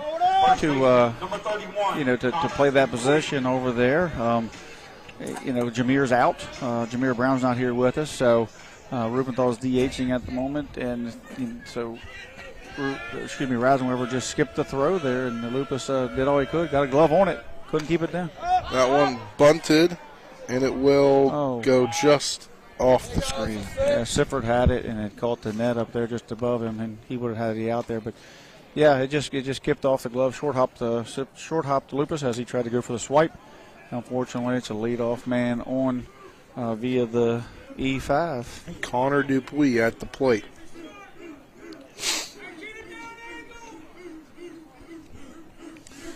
You hear him talking about the down angle, talking about the bunt. The 0-1 delivery high for ball 1. As we have the coach gives the signs from the dugout. We have third base coach doesn't move. We've had some slash action out of these guys already, so wouldn't be surprised if they did it again. Throw over to try to check on the runner, Davis. He gets back in time, sliding in. Davis was the one who slapped the slash base hit through the infield the last time. Now we see Connor Dupuis up. He kind of showed the bunt, pulls it back, see if he can get the infield to react. Big hole over there on the right side or left side. 1-1 delivery high for ball 2. As Boober gets behind the batter in Dupuis. Tough strike zone back there. Like I said, it's not real wide. You're not getting the ball off the plate. We're getting it. You've got to get it over the plate. Got to be knees to the belly button there, or just above. That one in there for a ball 3-1. Good. It's a big at bat right here because you don't want to go, first and second, nobody out. Try to get this guy here. He's a larger guy. He's left-handed, but it looks like he'd be susceptible to a double play. Maybe not the speediest guy in the lineup. 3-1 delivery. Take his base, Connor Dupuis. Second walk tonight for the lefty. Connor Dupuis, who I believe is our ace on the mound this season, and I dodged seeing him on the mound. He's the one that put them out of this tournament last year. I believe he'll pitch tomorrow against Washington, which we'll have for you right here on Talk Radio WRNR and TV10. That one's now at 5:30. Yes. But it's believed he will pitch tomorrow. First pitch into the next man, Matt Martin. Martinsburg and another Jambo Jam. No different than Georgetown, has been in a couple of Jambo Jams, and looking at a 2-0 ball game, these teams could erupt. A 1 delivery swung on and missed. For strike 2. Getting a hold over there by Oviedo, leaving the gap pretty wide on the left side. Keegan's not holding at all. So you have Oviedo holding, and there's, from Ben, who's about 10 steps off of third, all the way to second. 0-2 delivery bounces Dirt off ball. Siffer. They're going to try to go to third, and they're going to get him in. Oh, no, he got him in time. I watched that with my own eyeballs, Blue. He was out. That is a horrible call. That is a horrible call. I had perfect line of sight to that. Saw the glove touch before the hand touched. Well, that's what you're going to get when you're down at a different place. Easy, fellas, easy now. So we got the ball got away from Sifford. He made a good throw. Slap tag by Risenweber. Didn't get the call, so here we are, second and third. That one hit on the ground. Oviedo stops it, but he can't go anywhere, and he seeds another run. It is now 3-0 Georgetown. But that saved the run. I mean, that's a belly play where you got to get dirty there, and he did. If that ball gets through, then we're going to get a 2-run single. He does save the run there. It does put us in a first and third situation with nobody out, so Martinsburg has to limit the damage here. Seeing Sifford call the first and third play. So things with the big Baltimore chops and the bunch and the possible call there at third. It didn't go their way. Things aren't going the greatest for Martinsburg at the moment. And Martin takes second. On the indifference there. But yeah, really haven't seen any real hard contact against Boober. It's just a good offensive team putting pressure on Martinsburg by taking what the pitcher gives them. Bunting, running, hitting the ball on the ground, not striking out. Martinsburg, striking out a couple times with runners on scoring position. Kind of difference in this game right now. 3-0. Second and third, nobody out. Ball hit over to Oviedo once again. They're going to seed another run and throw over to Lupus for out number 1 on the fielder's choice, going 6-3. The catcher there, Gavin James, gets the fielder's choice. Does what he needs to do to get what you call the easy RBI. The infield was back. Not trying to cut off any runs there this early in the game, just trying to stay back, stay out of the big inning. Both runners moved up as it got in behind the runner at second base. He moved forward if the guy on third scored, and we got an out with a man on third. First pitch now into Luke Johnson. He's got to duck out of the way. It's 1-0 now. Still haven't really seen what you'd call a line drive by this team off of Uber. That one fouled off, and it's going to get in the intersection out there. Tell you one thing you haven't seen in almost 3 innings now is basically any flying out. They've kept the ball out of the air. They kept the easy outs out of the air. I think we've got they're all on the ground except for maybe I think they're all on the ground. That one swung on and missed for strike number 2, brings the count to 1-2. So that's a big thing there too. Georgetown keeping the ball on the ground, bunting, running, stealing, when they can, when given the indifference. So just a great offensive approach here tonight. 1-2 delivery. That one slapped out in the right field, and making the catch on it is Everhart. Wow. And throwing it in. He does it again. He forced the man back to third. That's out number 2. Coach for Georgetown is not happy they didn't tag. When they made that catch, the guy on third was 3/4 of the way down the line. Easily should have been tagging there. And that's still another beautiful throw from right that we've got to see 2 nights in a row. We saw Washington yesterday with a beautiful throw. Shows the arms and no knee reason pack. to throw it when the guy didn't tag. He just had to retreat. Yeah, one out, ball in the air on the right side, and guy didn't tag. Just a mental mistake there, and it'll be addressed, I'm sure, over there. That dugout is very animated. The coach is over there. Is a little bit of a hard-nosed guy kind of coach. Crocker pops that one up. It'll be stay in the infield for Everhart, and he'll make the catch. Well, that'll do it here for the bottom of the third. 1 run comes in, two runs come in, makes it 4-0. We'll head to the top of the 4th inning after this to see if Martinsburg can try and get back into this game. You're tuned in to the Mingo Bay Classic here on Talk Radio WRNR and TV 10. Back in 60 seconds. Providing reliable protection since 1877, we are Farmers and Mechanics Insurance Companies. From small beginnings and over a century later, we maintain our dedication to our policyholders to provide dependable insurance protection and excellent customer service. Protecting everything from your home to your business has never been easier.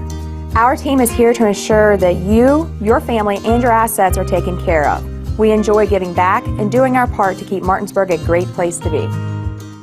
Not sure where to go or who to trust with your flooring project? And start with Trips Flooring, proudly serving the area for more than 25 years, specializing in floor sanding and refinishing, along with installation of new flooring, including hardwood, tile, vinyl, laminate, carpet, and the hottest trend in flooring, luxury vinyl, tile, and luxury vinyl plank. Are you on a budget? Check out their warehouse, cash and carry, or call 304-229-7009, or visit them online at tripsfloorsanding.com. Right on time, but I believe we were back here in this one. As I thought I clicked it. I think we were right on the minute. That's why it's hard to see with this light here. But we are sitting here in the top of the 4th inning as a 4-0 ball game here. Alter coming to the plate. Alter coming to the plate.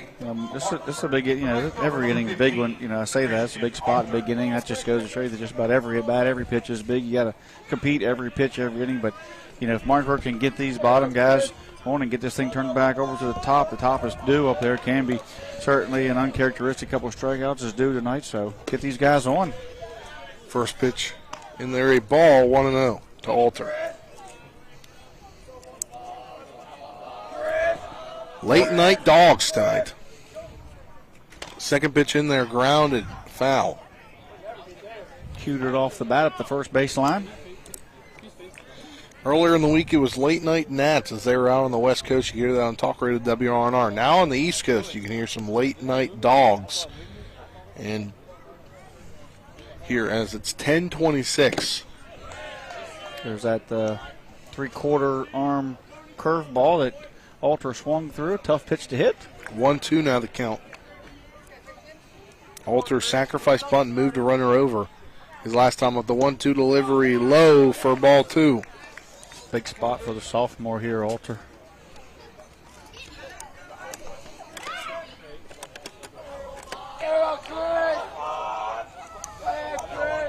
One-two delivery popped up.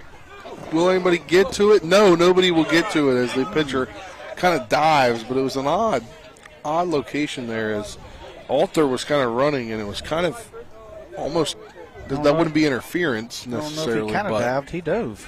He definitely dove. He was coming right towards us over as we're right behind the Martinsburg on deck circle. He did kind of dive. He dove right here to the circle, and they kind of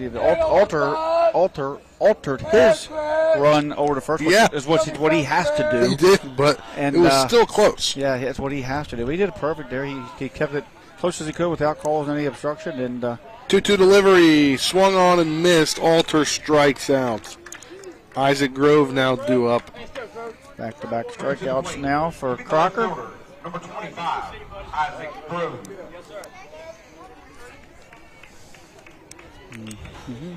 Need to get something going if you're Martinsburg. Any way possible to get on base. Yeah, you gotta take what Crocker gives you. Starting to field a little bit with that sidearm curveball. Kind of a tougher pitch to hit, but it shouldn't. It should stay kind of flat. Sidearm curveballs don't have that 12-6 action as much as say the over-the-top guys, of course, because of the way the ball comes in. Get more of a slurve action out of it, and but I think he takes velocity off of it, messes up timing as we can't see how much it breaks. Grove's down, or Grove cut it that one, 2-1. 2-1 now. 2-1 on the count. Crocker going from the stretch. 2-1 in there for a ball, 3-1. Went with that sidearm off-speed pitch there I mean, he throws from that same, if you're listening from the radio, he throws from that same arm angle every time, so he doesn't drop down to throw it. He hits that one, and it's going to go into right field for a base hit. He had to run it through. He couldn't make the turn because the right fielder was going to look like he was going to come to first, so he was going to run it out. One hop, sharp liner to right. Right fielder come up like he was going to throw to first, and Grove couldn't make a turn. He had to run through it like an infield base hit, so great piece of hitting there for Grove. And Martinsburg's got something going here with the bottom of the lineup. And you got Keegan Everhart up, who does anything that he can to get on base. A very unselfish number 9 guy. Hopefully he can get on for Canby. He swings and fouls that one off. Interesting, these names that nicknames we usually don't get to hear while we're up in the press box. A lot goes on in the dugouts you don't know about. That is true. They probably don't like it. If I'm a coach, I probably wouldn't like it if you guys were this close. I don't think Coach Byler does. Oh, it's a balk. Oh, it's called timeout. That happened yesterday. Yeah. Somebody got saved on a timeout call from a balk. Well, I mean, that was a timeout there. He was out of the box. Yeah. The umpire had his hand up. You're taught to just go ahead and throw there just in case the batter walks out. You know, there is a deke play where you can just walk out of the box and the pitcher looks up and thinks you have time when you don't. Could be a balk. Sort Pitch of into Everhart. Will throw down and getting back. Sort of a cheap play, but it's there. And I think that's Grove. I think that's yesterday when you seen the guy kind of walk out of the box. The umpire didn't give quite the timeout, but he wouldn't give the balk because of the way it was, the way he walked out of the box. The 1-1 delivery that hit out into left field. Under it is Bellun, and Bellun makes the catch. Route number 2 on the F7. Canby's got to be wanting to, get a little redemption after the 2 strikeouts. Felt like he might have had a couple walks there as he worked the count to his favor and got to a 3-ball count and then to a 3-2 count. Ended up taking, but the throw over there, a quick throw. But yeah, you can see the determination in his eye when he's standing here. The rest of the guys are kind of chatting. He's sort of being a little more quiet and. He's just studying. He's got his game face on right now, trying to do all we can for his team here. And they're really worried about, Georgetown's really worried about Grove. They're throwing over, throwing down, checking him every couple seconds. 2 outs is a good time to run. Get yourself in scoring position. They've half stolen already tonight. And that one fouled off. If they can keep him at first, that means it's going to take 2 hits to get him in. If he gets the second, 1 hit can get him in. So rightfully so, with 2 outs, you want to keep an eye on that guy. Or at this point in the game, Martinsburg tried to steal a run here with a couple of hits. Pitch now high to Canby. It's only the second pitch thrown in this at-bat that's felt like it's gone on for a minute and a half, 2 minutes. I'm not sure Grove's stealing, but he's kind of... Oh, he is. There he goes. Strike call, and that one goes beyond the second baseman.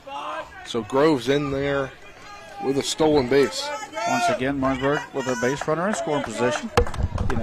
Being the underdog here, being down 4, you try to pressure them guys as much as you can.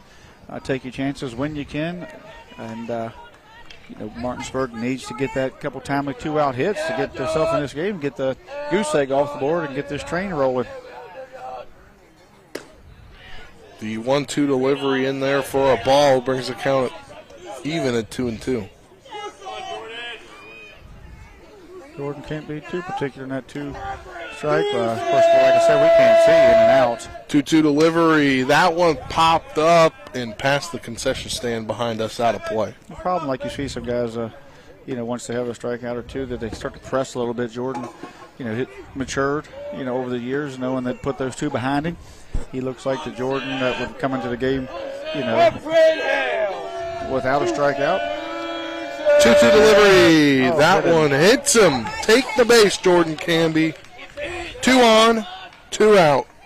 Moving to Oviedo. That just showed sheer toughness there because I don't want to take one on the elbow, and he just let it hit him, And it wasn't. I don't think it was that sharp fastball, but it was certainly something that was a slider or something. It wasn't that slow curve, that slow sidearm curve that he had. It's more of a slider or something that got away from Crocker, got him in the elbow.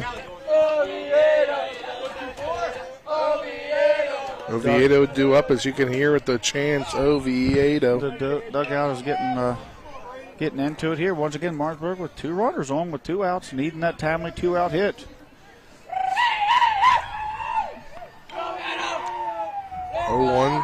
The 0-1 delivery in there, low for ball 1. That was the slow slurve there from that 3-quarter slot. And again, this young man throwing from his 3-quarter slot, I shouldn't be saying the sidearm curve because he does do a really nice job of throwing all his pitches from the same arm slot.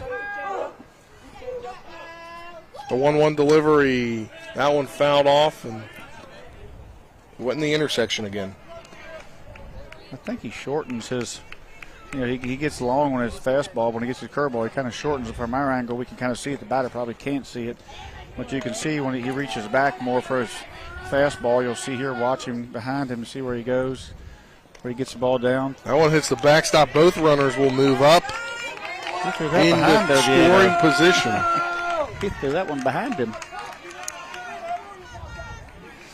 So Martinsburg 90 feet from putting a run up. Base hit from cutting this thing in half. Bingo. Cutting this lead in half here with a big 2-out hit.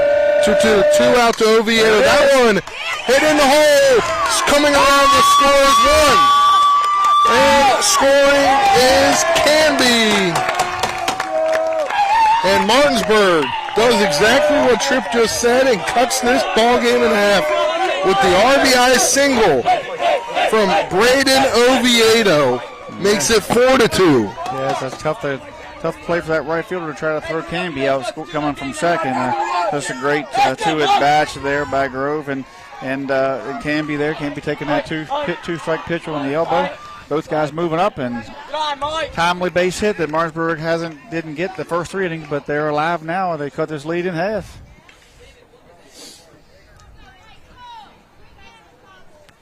I think the dugout went quiet on us all of a sudden. Yeah. It's like the quarterback told the crowd just to quiet down. Here they come back. Had to get their breath. 2-0 delivery. In there. That one hit back up the middle. Bobbled, but back over to Dupuis, and that'll end the inning as Lupus grounds out on the 4-3, but not before Martinsburg can put 2 runs up and cut the deficit in half. 4-2. We'll take it to the bottom of the 4th inning. After this 60-second break, you're tuned into the Mingo Bay Classic right here on Talk Radio WRNR and TV 10. Back in 60 seconds. Looking for some nightlife? Then look no further. Laddie's Bar and Grill has a full bar and kitchen, pool table, and entertainment with great food at affordable prices. You can dine in or carry out by calling us at 304-263-5233. Laddie's is open Monday through Saturdays from 8 a.m. to 3 a.m. and Sundays from 10 a.m. to 3 a.m. We serve breakfast all day long, and our lunch and dinner specials are posted every day on our Facebook page. So stop on in to Laddie's Bar and Grill, located at 107 Lutz Avenue in Martinsburg. With 4 new car dealerships and 4 used car dealerships in 3 states, Parsons is the largest used car and fastest growing new car dealer in the tri-state area. Take Parsons Ford with huge savings on hundreds of new Fords, financing from 0%. Parsons' goal of financing for all, and Parsons' famous above-market trade-in allowances that help make Parsons #1 for used cars too. See why so many won't buy anywhere but Parsons Ford in Martinsburg. We became #1 by making you #1 first. Parsons. Welcome back here to the Mingo Bay Classic from Mike Johnson Park, historic Mike Johnson Park in Georgetown, South Carolina. Spencer Puig, Tripp Tobin, Colin McLaughlin momentarily. Nick Verzolini running camera out in the right field bleachers. Dylan Bishop trooping through it back there in the Eagle School Road studios, as he'll be back in the morning to help Rob out with things at 7:45 before Eastern Panhandle Talk at 8 a.m. But Martinsburg cuts the deficit in half last inning. Now they're at the top of the order. Venters, Moody, Nash due up, and a couple of those guys have had some good nights so far. Yeah, these are a couple of the guys that have done some damage up here, caused some chaos for Martinsburg on defense, and 3rd time through. That one, first pitch swinging, camping under it is Canby, and he makes the catch on 1 pitch, 1 out. Yeah, Since I've said that he didn't have many flyouts, he's had 3, I believe, right in a row. So, yeah, that would be 3 on the F8 this time. F4 the 2 prior. But now due up is Moody. He singled in the first inning and came around to score, and then he had a single last time. A big chop First pitch again. swinging again. Oh, no. That one to Everhart. Everhart going to throw over to Lupus. Another pitch, 1 out here in the bottom of the 4th inning. So what happens now, Spencer? What's this guy got to do? I know the answer if Spencer doesn't. What's this batter have to do here? He's got to take some pitches. Got to take the first one. Can't go 3 pitches, 3 outs.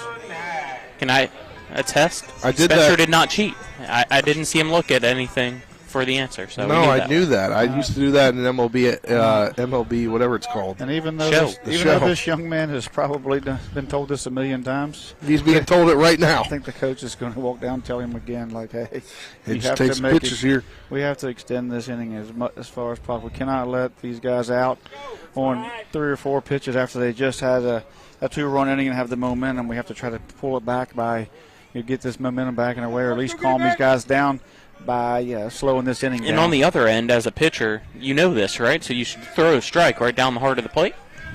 That's what Zarnicki probably called. First pitch. Oh, he swung. He swung. Everhart coming up to get it. He's going to throw over, and that's a 1, 2, 3, 4th inning for the Bulldogs. We'll take it to the top of the 5th inning after this 60-second break. Another 4-3 grounder. You're tuned in to the Mingo Bay Classic right here on Talk Radio WRNR TV 10. Back in 60 seconds. This is Eric at Hancock Chevrolet. Over the last decade, the way we buy things have evolved. Now, you get on your phone, click Want It, and it shows up at your front door. At Hancock Chevrolet, it is that easy. We've changed the car buying experience on the I-81 corridor forever. And with a return policy better than Walmart, there's absolutely no reason to buy a new or used car, truck, or SUV anywhere else. Just like Amazon, Hancock Chevrolet will deliver the vehicle to you, where you are, and on your time. And if you don't want it, return it. No questions asked. Why waste your time in a car dealership playing the dumb back-and-forth games? Besides, we hate it more than you do. I assure you, no dealership from Winchester, Virginia to Washington, D.C. will beat our price. No dealership from Cumberland to Baltimore, Maryland will beat our price. And no other dealership will allow you to return it if you don't want it. Hancock Chevrolet absolutely provides the best experience at the best price. Visit HancockChevy.com to schedule your VIP experience. Click on the vehicle you want, and your new ride will be delivered to you at no risk. See dealer for details. Welcome back to historic Mike Johnson Ballpark. And Tripp, how many times have you seen that coaching ball? I don't think I've ever seen it. I don't know. I mean, not once you got to the high school level. Maybe some little league stuff, junior. I don't know. I mean, the coach come down and talked to him. Maybe he said, "Hey, they know, 1, 2, 3 is a chance for you to hit one out of here." I don't know, but he check swung. Yeah, I was going to say. So he didn't have a chance to hit it out of here when he only half swings. Yeah. So not only did he swing on the third pitch of the inning for the 3rd out, he check swing, so he didn't even unload on it, and just miss it. So an odd situation there after they played such great baseball to this point offensively. That was certainly a bad inning for Georgetown. Yeah. First pitch to Landon Sifferts in the dirt for ball 1. Do up Siffert, Buber, Rubenthal. Sifferts walked both times tonight. Takes the first pitch, takes the second pitch, now it's 2-0. He's halfway to walking again. And that inning for Martinsburg has given the dugout the most life they've had tonight. As you can hear right here. And it's 3-0, and the catcher's going to take a walk out to the mound. There's somebody here in the dugout with his helmet on. Waiting on they just brought the pitcher back from the bullpen, it looked like. They had to work on a few things. Yeah. So they sent him down there, now they're going to, who knows, maybe he got loose earlier. And 4-pitch walk. They don't want to deal with Landon Siffert tonight. Walked every single time so far. The old unintentional, intentional there. He's like Game Changer said about Braylon Connor. He don't feel like getting out tonight. Here comes the courtesy runner, number 20, Murphy Clement. We're going to see a pitching change as number 4 toes the rubber. We do, and we'll step aside for a 60-second break when we come back with the pitching change. Here comes You're Bo tuned Moody. in to EPAC Baseball on Talk Radio WRNR and TV 10 back in 60.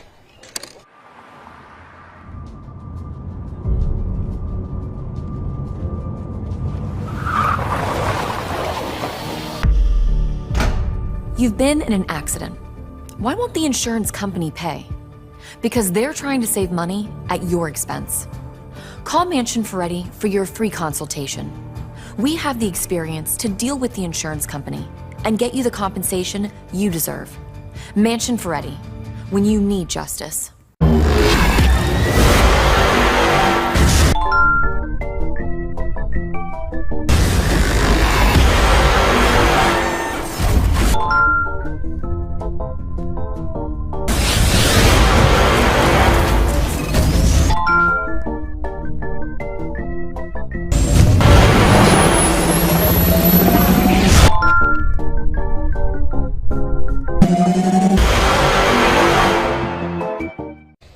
He's changed it yet. He's changing it as we speak, probably, right? We do know who Welcome back. As the new pitcher, Bo Moody, he comes in. Pitching changes are brought to you by Smallwood Small Insurance Group in Martinsburg, your total insurance solution at 121 Administrative Drive. Call 304-263-4343 as Smallwood and Small is getting a run here these last couple days. A lot of pitching changes over the last 24 hours. So Bo Moody comes in. Crocker's night is done after his coming in for relief. We know that Moody came in from second base, and we know that Luke Johnson came from right field to play second. We're just not so sure who went to right field.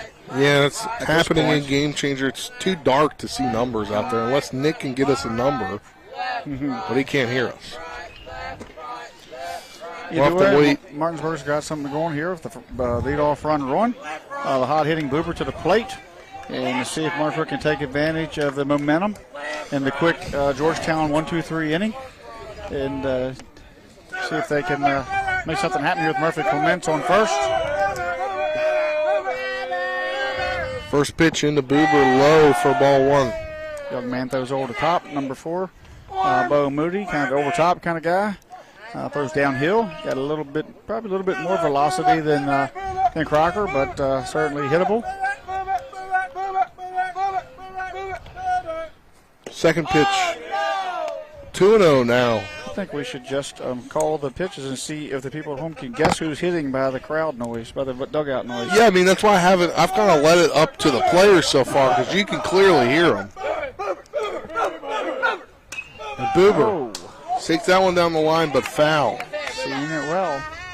Jumped on that 2-0 pitch. When you're hot like that, a couple of hits tonight, and you're seeing the ball well, you 2-0, you pin your ears back and get after it.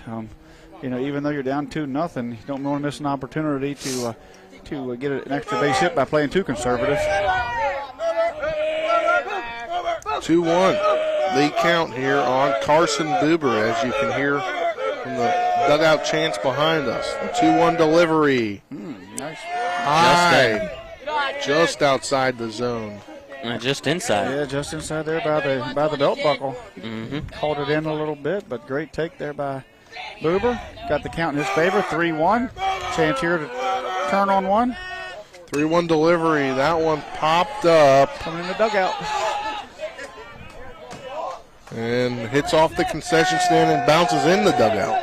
Made a play by Cooper. Cooper takes the ricochet. If this was a Savannah Bananas, that'd have been an out. Yeah. Savannah Bananas coming to Charleston. I think this weekend, right, Colin? 2 weeks, I believe. I thought it was this weekend. I think it's the 22nd. Oh, yeah, 29th. No, yeah, you're right. But swung on and missed. Big out. For a big strikeout swinging on Carson Boober. Because it's the day after my birthday. That's how I know. Carson going back here. He's a little frustrated, but had a great night so far, 2 for 3. And he's doing one heck of a job there on the mound as he hasn't given up any real hard contact yet to this very good Georgetown team. First pitch in there to Rubenthal. The ball. Rubenthal walked and Excuse struck out me. looking. And he needs to get back to his old ways of hitting. He started off really hot. Sprinkled some hits in here and there, but hitting a little bit of a small drought here. Time for him to do what he does and get the bat on the baseball. First strike in there, 1-1 the count. The dugout here is no worse for the wear. You can hear smiles all around. You know, the upbeat and having a good time. They're battling. They're competing. 1-1. That one fouled off. Just goes outside the stadium. Might have hit a car. Hopefully not ours. Well, ours is far enough away. Might have hit a house. That could be too. There are plenty of those around. I feel like we're right here on Elm Street. It is a very unique location for a baseball stadium, that's for sure. Colin was not too happy about the parking situation. There's no parking. Earlier. What parking? Don't get me started again. If you can imagine at home being like a Rosemont Avenue kind of thing, or maybe something to that effect, and then Tennessee Avenue, and then just a ballpark right there on the corner. Yeah. You know, that's kind of where we're at. The tree-lined sidewalks and the houses on 2 of the 4 sides. 2-2 delivery. That one fouled off to the backstop. I think we got some Spanish oaks behind us that kind of make this ballpark really unique. There's a big tree hanging over the press box up there. They also do their best to help protect the houses on the outside, too, from the foul balls. Yeah. That one fouled off. Just got a piece of that one. Being a coach buying baseballs, if it be my house, I just put a fence up, not let them in. I just collect them. I have buckets full, right? Never have to buy any. That's true. Yeah. Be a great spot for a... Put a big old dog out there like Sandlot. Just got to be careful with your windows. 2-2 delivery, low for ball 3. In the dirt there, and Rubenthal's having a quality at bat here. It's what Martinsburg needs to do, put together quality at bats and win it. In the end, as you hear the dugout, hey, win it, and 3-2, and he needs to try to win this at bat. Full count delivery. Murphy goes. Murphy Clement goes, and he's going to get in there standing up, and it's a walk. There's a walk for Rubenthal. Yeah, so even if that throw was in time to second to try to get Murphy, it wouldn't have mattered because of the Martinsburg walk, in a great situation here with Christian Alter up and 2 on 1 out. Now we got to wait because the umpire has to go get some baseballs from the... Murphy went in walking, ticket standing. booth. And he went in standing, and he kind of, if he almost, you want to slow down completely. He went in standing hard, kind of. If you come off the other side of that bag, you're live. You're only granted the base. You're not granted anything beyond it. So if you guys listen home, when you get a walk like that and you're stealing, you want to get down and stay on that base, because if you step off the other side, even though it's a walk, they can tag you out. And that one hit into right center field, but going back on it is Nash. And he'll make the catch for out number 2, but solid contact by Christian Alter, who was taken out of the lineup last week and replaced with Murphy Clement. But now he's getting his chances. I think he's painting a little different picture. He was never taken out of the lineup or replaced. He was just, still feeling it. Think that way, it's not like he was demoted, but it's just opportunities. It's not nothing. There's nobody being. These guys are just trying to feel it out here and get it done. So, that's not the correction, just the wording could signify that maybe he was demoted. But at this point, he's done a lot of really good things in this thing and has no reason to not be. And you can see the solid contact there against a good pitcher. 2 outs here, 2 on. 1-0 the count, the 1-0 delivery. That one fouled off to the backstop. He drove up and had a solid base hit last time. Walked. He's 1 for 1. Been on base both times tonight, and that's just what Martinsburg needs here in the bottom of this lineup. That's what they're searching for with Alter, with Grove, with Everhart. And they check the runner at second. He's safe. Try to pick off play there on Clement as they try a little bit of a timing play with the second baseman. Gets back in safely. Men on first or second. Grove can come through here. We can cut this lead in half again. There you go, Tripp. The 1-1 delivery high for ball 2. Way up in the air. Way up in the air.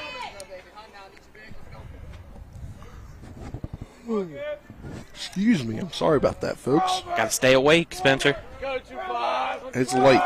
It is. Let's do it. The 2-1 delivery in the zone for strike 2.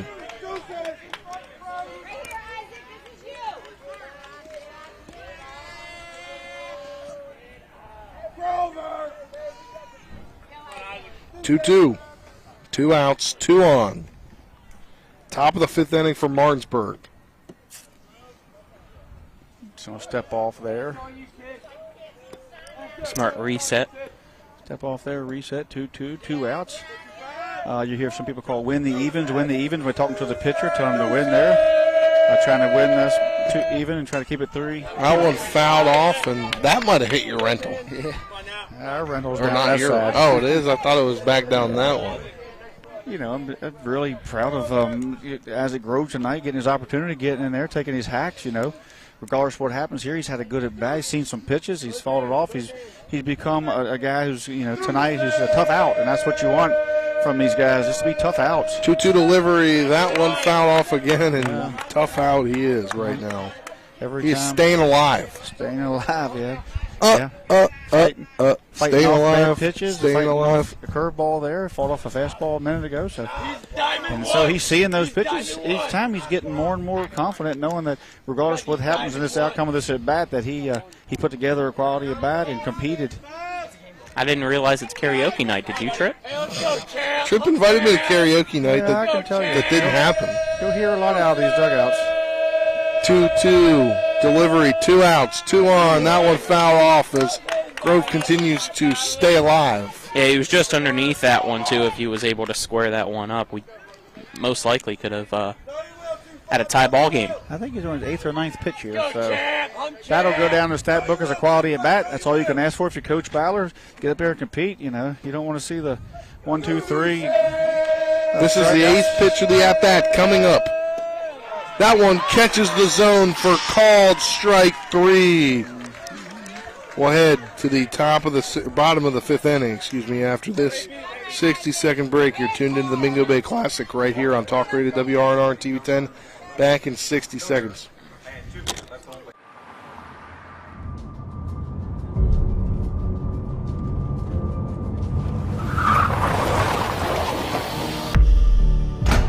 You've been in an accident. Why won't the insurance company pay? Because they're trying to save money at your expense. Call Mansion Ferretti for your free consultation. We have the experience to deal with the insurance company and get you the compensation you deserve. Mansion Ferretti, when you need justice.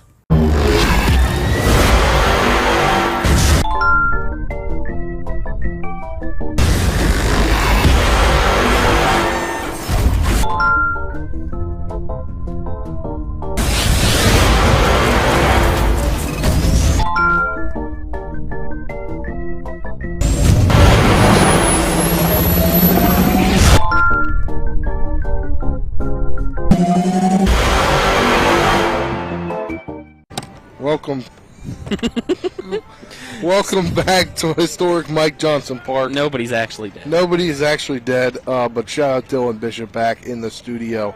You should have just brought or you should have just brought a sleeping bag or something to the studio at this rate, because he's got to be back in like 8 hours. I was about to say, hopefully he ordered some room service or something. He might be hungry too. I don't know. Well, I think he was coming from dinner right when I talked to him. I think that everybody who's home listening back and listen to us. It's almost time for a midnight snack. Yeah, get on Facebook and say, hey, tune in. We got a barn burner in there. We want to see how many likes you can get there, because Spencer won't put nothing on for us, so we'll have to get the people at home to put it on. And that one, first pitch swinging again. 4 pitches, 4 outs. Outs. I love it. Oviedo camped under that one on C.P. Davis, the third baseman for the F6. Let's keep that up, right? Number 31. Let's go for 5. Connor Dupuis, which if you tuned in earlier, no relation that I know of to me. Spencer's younger brother, Connor, the one with all the athletic ability. And the looks, too, right? Most likely. Not far. Hey, he took a pitch. First pitch into him is, I'll take credit for that. The Dupuis are going to take pitches. Yeah. Here comes Connor. 0-1 delivery in there for a ball, 1-1. I was close. That's a good spot, as you hear coach and staff yelling, great spot. Aaron Bauer telling him, great spot to miss if you're going to miss, blowing out on a changeup. That one misses the zone, not by much. See, that's super close, and I think it was given more towards the batter because of how close he is to that home plate. And I don't know. Causing the backup I might think have. this umpire has seen all those tricks before. 2-1. That fouled off. It doesn't mean it doesn't fool you still. Nah, Brings the count to but these 2-2. guys are pretty seasoned here. They are. They get after it. And I watched them in that game earlier when they switched spots. And there's two different same umpires. They switched spots. Both very professional. And those guys are through for Archbishop Malloy and High Point threw the ball hard last game. 2-2 delivery, swung on and missed. Down goes Dupuis on the strikeout, swinging. Not too many. Is it the first strikeout of the night? Second strikeout of the night. The strikeout from the starting pitcher is Zach Krause, and then Connor Dupuis there, who had walked twice up to that point. And so Boober's cleaned that up there. But yes, I see, and the reason why I say that, because I see Sifford back there talking to that umpire. They have a good repertoire. You don't see Sifford, begging much. He's kind of giving the, folding the ball in there, holding it for a second, gets it back. He has some banter with the 0-1 delivery. That hit over to Oviedo. Oviedo's going to throw him out of first, and he does. Another quick inning as the Bulldogs from Georgetown go down 1-2-3, finish it out on the 6-3 ground out. We'll head to the 6th inning after this 60-second break. You're tuned to the Mingo Bay Classic right here on Talk Radio WRNR and TV 10. Back in 60 seconds. Stay up with us here on Late Night Baseball. With 4 new car dealerships and 4 used car dealerships in 3 states, Parsons is the largest used car and fastest growing new car dealer in the tri-state area. Take Parsons Ford with huge savings on hundreds of new Fords, financing from 0%. Parsons' goal of financing for all, and Parsons' famous above-market trade-in allowances that help make Parsons #1 for used cars too. See why so many won't buy anywhere but Parsons Ford in Martinsburg. We became #1 by making you #1 first. Parsons.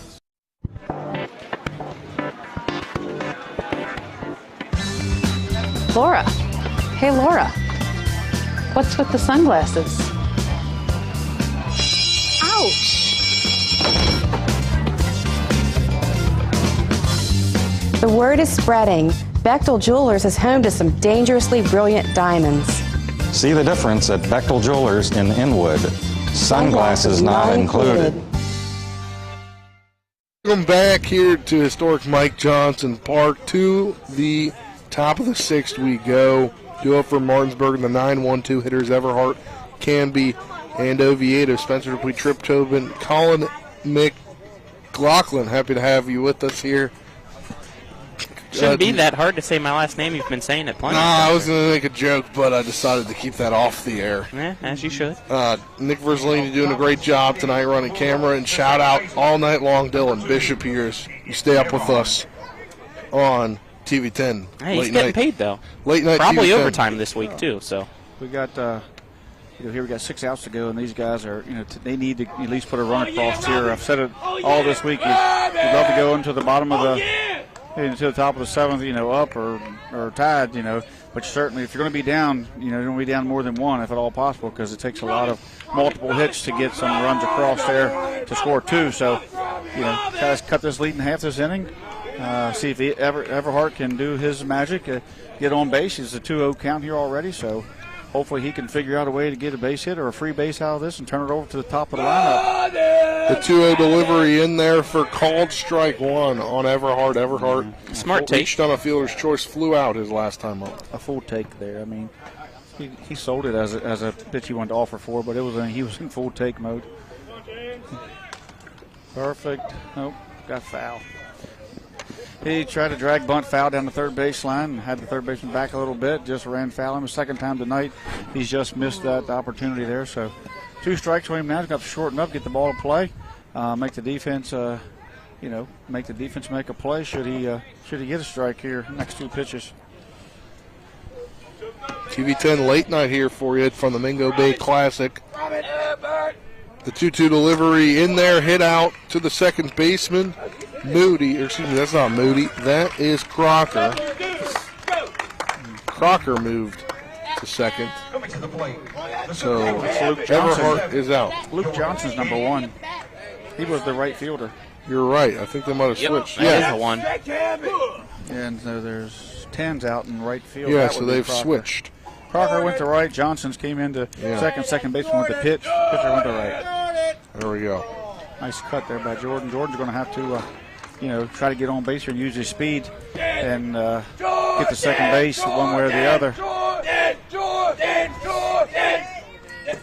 Good take there. Certainly he needs to get on base anyway at all.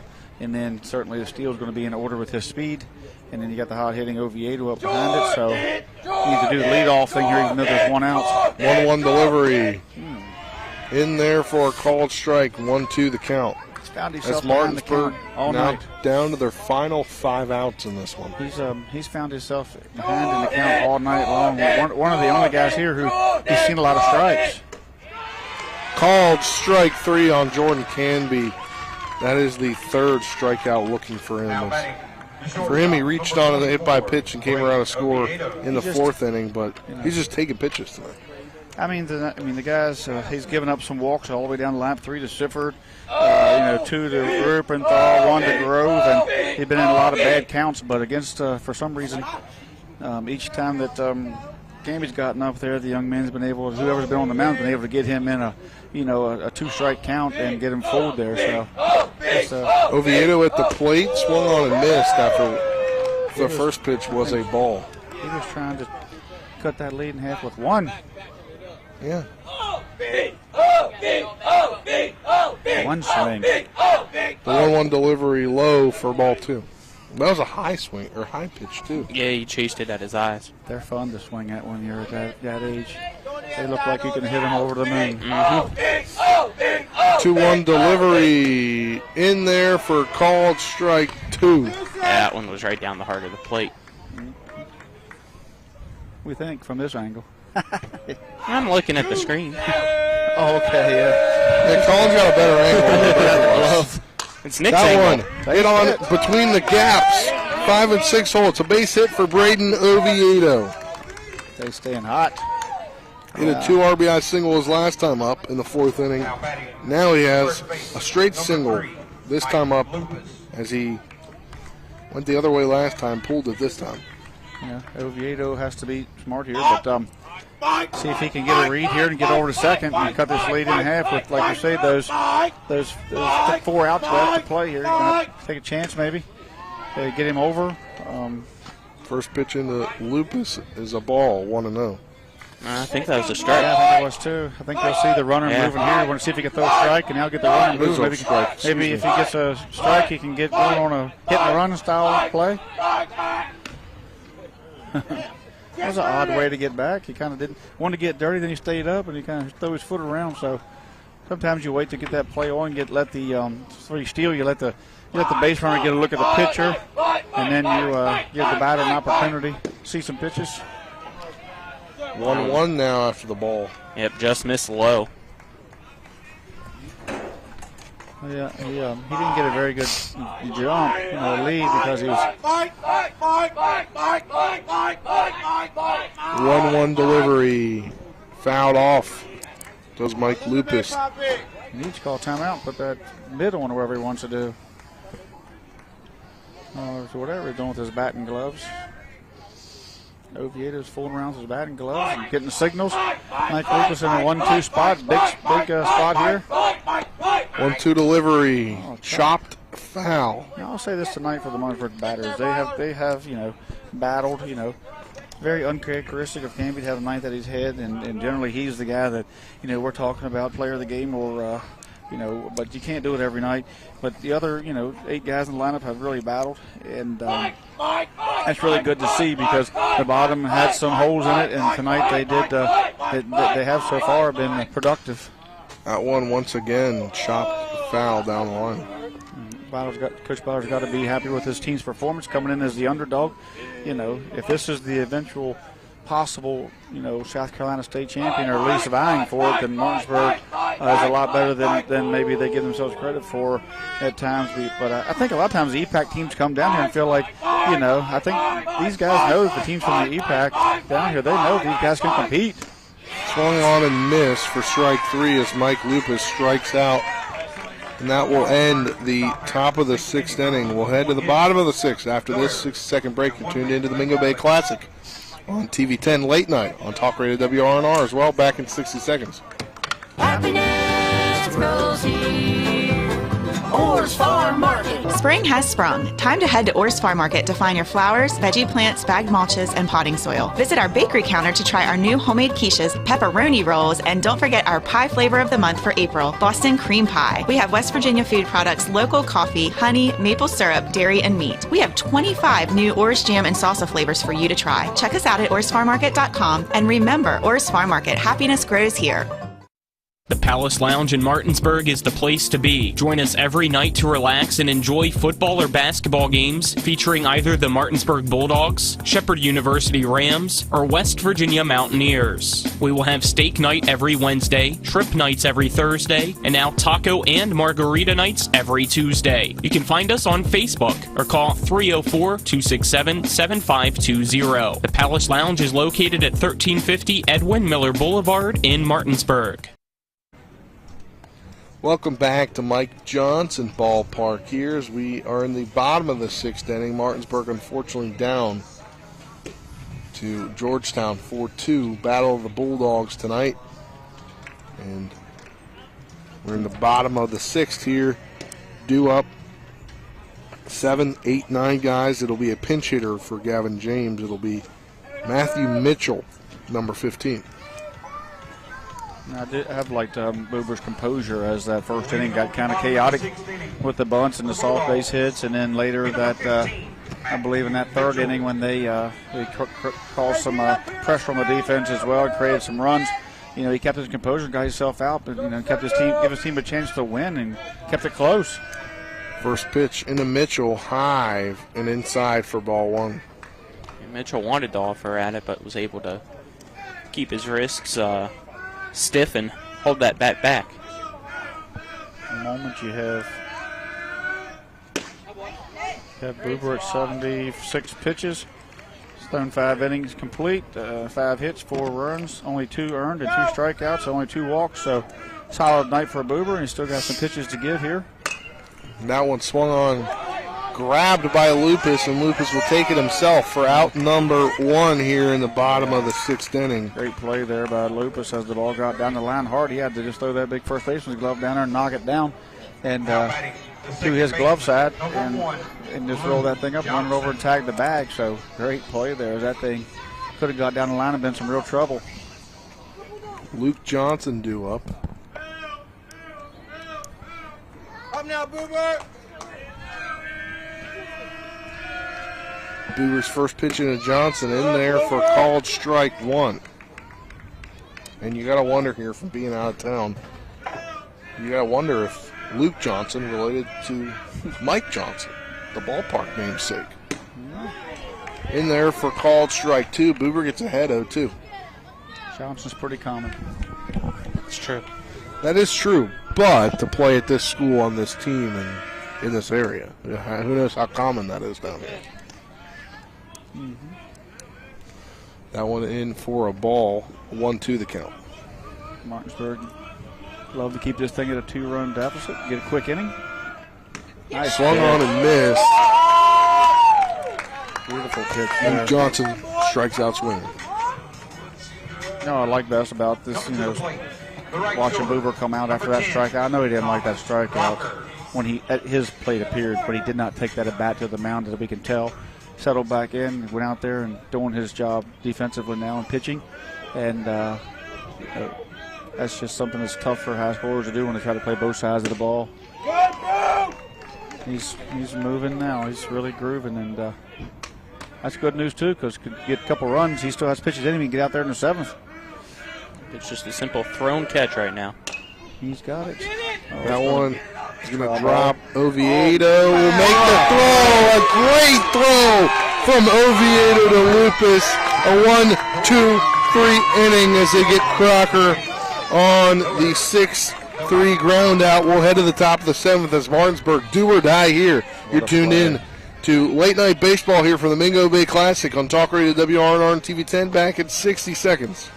Remember when you were a little kid and saw your first deer? Oh, how cute. As an adult, maybe you've had a different experience. Where'd that come from? Bambi mess up your dream machine? Call Cody's Auto Body today at 304-901-4777 and get the work done right the first time. Cody's Auto Body, 851 Wilston Street in Martinsburg, has a team of auto body professionals with a lifetime of experience putting your ride back together again, regardless of how it got that way. Cody's Auto Body. You can play, work, and explore without joint pain. Whether it's a strain, sprain, or fracture, WV Medicine Orthopedics and Sports Medicine can help you live without joint pain. Our expert team of surgeons offer the exceptional care you expect for the injuries you don't, specializing in joint replacement, sports and traumatic injuries, hip and knee disorders, foot and ankle surgery, hand and wrist surgery, and shoulder reconstruction. Call 304-725-BONE today to learn how you can live without joint pain. Welcome back to Mike Johnson Park. Here we got a pitching change. Those brought to you by Smallwood and Small Insurance Group in Martinsburg, your total insurance solution at 121 Administrative Drive. Call 304-263-3361. New pitcher is Owen Powell, number 16. That closes the night for Moody. 2 innings, 1 hit, no runs, 1 walk, 4 strikeouts. It's like that. I think that was a setup. Everybody gets 2 innings. So this is the 4th pitcher. First 2 went 3 solid. Now this one.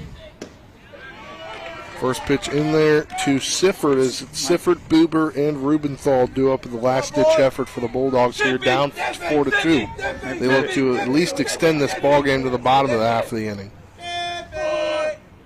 Low for ball 1. 1-1 count. Maybe this young man here is their closer. But I can tell you one thing. He works quick. He is on the mound, but he received the ball. He's 1 foot on the rubber. Martinsburg needs to disrupt his timing a little bit if they can. The 0-2 delivery. Excuse me, that's 1-1. Now 2-1. Oh, I thought he had a 1-1 count. He did have the 1-1 count. Scoreboard's wrong. 2-1's the count. That one fouled off. Now we've got... Well, we got 2 strike count. 2-2 is the count. Yeah, even the umpire's holding up those 2-2. Yeah, it's right now. 2-2. Sifford. 2-2 popped up, and that's going to stay in the area, and Dupuis is going to make the catch. For out number 1, Martinsburg down to their final 2 outs here. This team has competed tonight, regardless of what happened. I think you're gonna hear, Coach Bowler be, happy with their effort. I think a few things there you take away from it is he's not going to be happy with the base runners that were left on base at this point, but the effort was definitely there, and the upbeat, the energy was here. Hopefully they can get a couple runs across here and continue this thing. Second pitch in there for a called strike. 1-1. All these guys are only going to get 2 strikes to hit because everybody's going to have to take till they get one. Yeah. Into Buber. Buber fouls that one off. Buber's had a solid night at the plate. He's 2 for 3. 2 hits tonight, 2 hits last night. So he's probably leading the team here, I'm assuming, with those 4 hits at the beach so far with the base hits. Him and Oviedo both have had multiple hits tonight. Maybe the 1-2 delivery. Hit him in the foot. Swung on over to the third baseman, and he's going to beat it out. Carson Buber beats out, legs out the infield single. It hit him in the foot. Will continue this inning. And now he calls it late. Oh, my. Wow. It did hit him in the foot, I believe. It did. That's the right call, but why wait? Why not make it known immediately? I'm not sure. I mean, I didn't see. All I seen was him hit the foot. He kind of delayed it and took off running. I didn't see when the umpire come out. He waited until after the safe call. And now he's laughing, saying, "How you tried to get me with that one?" Well, the safe call was given by the first base umpire. Yeah. But we're not sure where this guy was at. Where he called, I was looking at him the entire time, Chirp. He never said anything. That one out of the zone, excuse me. Where were we in the at-bat? I think he foul. It's 2-2. 2-2 still? 2-2. Yeah, 2-2. No, 1-2. 2-2. 2-2. 2-2. Got him on the foot, too. That one got him as well. Look, now he's telling him, you got it again. So, yeah, these guys are kind of on top of things, letting it play out there. Certainly, he's, regardless of how he made the call or when he made it, he got the right call both times, even though one time he was out and one time he was safe.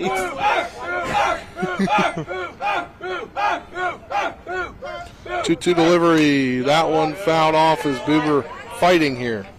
You'd like to have that back and just say he didn't hit him in the foot, but if they call him out, then we want that call. So either way, I mean, he's fighting here. There's one out. They got 2 outs to go. There's a lot of fight left in these guys. Coach Bauer's going to talk to him about competing all the way to the end, to the last out, to the last 2-2 pitch. delivery, swung on and missed. Martinsburg down to their final out here on the strikeout, swinging Owen Rubenthal. The designated hitter, number 9, Owen Rubenthal. This Georgetown team's solid. This is a solid effort by them, and Martinsburg just a uncharacteristic night for Granby, and some guys left on base is what has them short right here at the moment and behind the 8 ball. But defense was unbelievable by Oviedo so far, and it's a great effort all around for this team. First pitch in there for a called strike. That one fouled off. 0-2 the count here. 2 outs. That one went down the chimney hole over there. It's in the fireplace now. But these guys are still on the fence. 2 outs, 2 strikes, and they're still after. So they're competing right down to the very last pitch. The 0-2 delivery. Called strike 3. That'll end the game as Martinsburg unfortunately falls to Georgetown. 4-2 here in this one. And Martinsburg now loses its first 2 games here at the Mingo Bay Classic. Yeah, it's another tough, close loss, too. Yeah.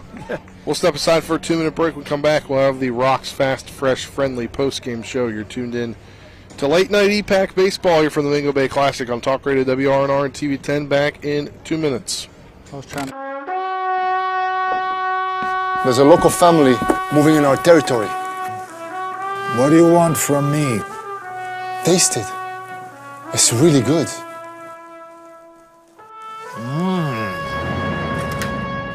We'll go to the mattresses. It's not personal. It's strictly business. Leave the guns. Take the pizza. Rocks, now serving hot, fresh pizza to die for. Ow, that really hurt. And the streak continues! CMA's Martinsburg dealerships continue to knock out the competition with their competitive pricing, extensive selection, and lifetime powertrain warranty. With over 450 new and used vehicles in stock and on the way, CMA won't leave you waiting on a bench. That's right, CMA's Martinsburg dealerships are once again the most valuable dealers in the area. For the strongest and deepest lineups, visit CMA's Martinsburg dealerships online at martinsburg.cmacars.com today. And good luck to all Panhandle High School student athletes.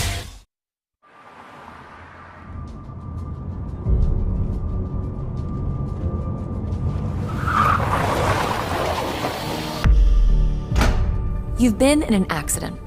Why won't the insurance company pay? Because they're trying to save money at your expense. Call Mansion Ferretti for your free consultation. We have the experience to deal with the insurance company and get you the compensation you deserve. Mansion Ferretti, when you need justice. The game may be over, but don't go away just yet.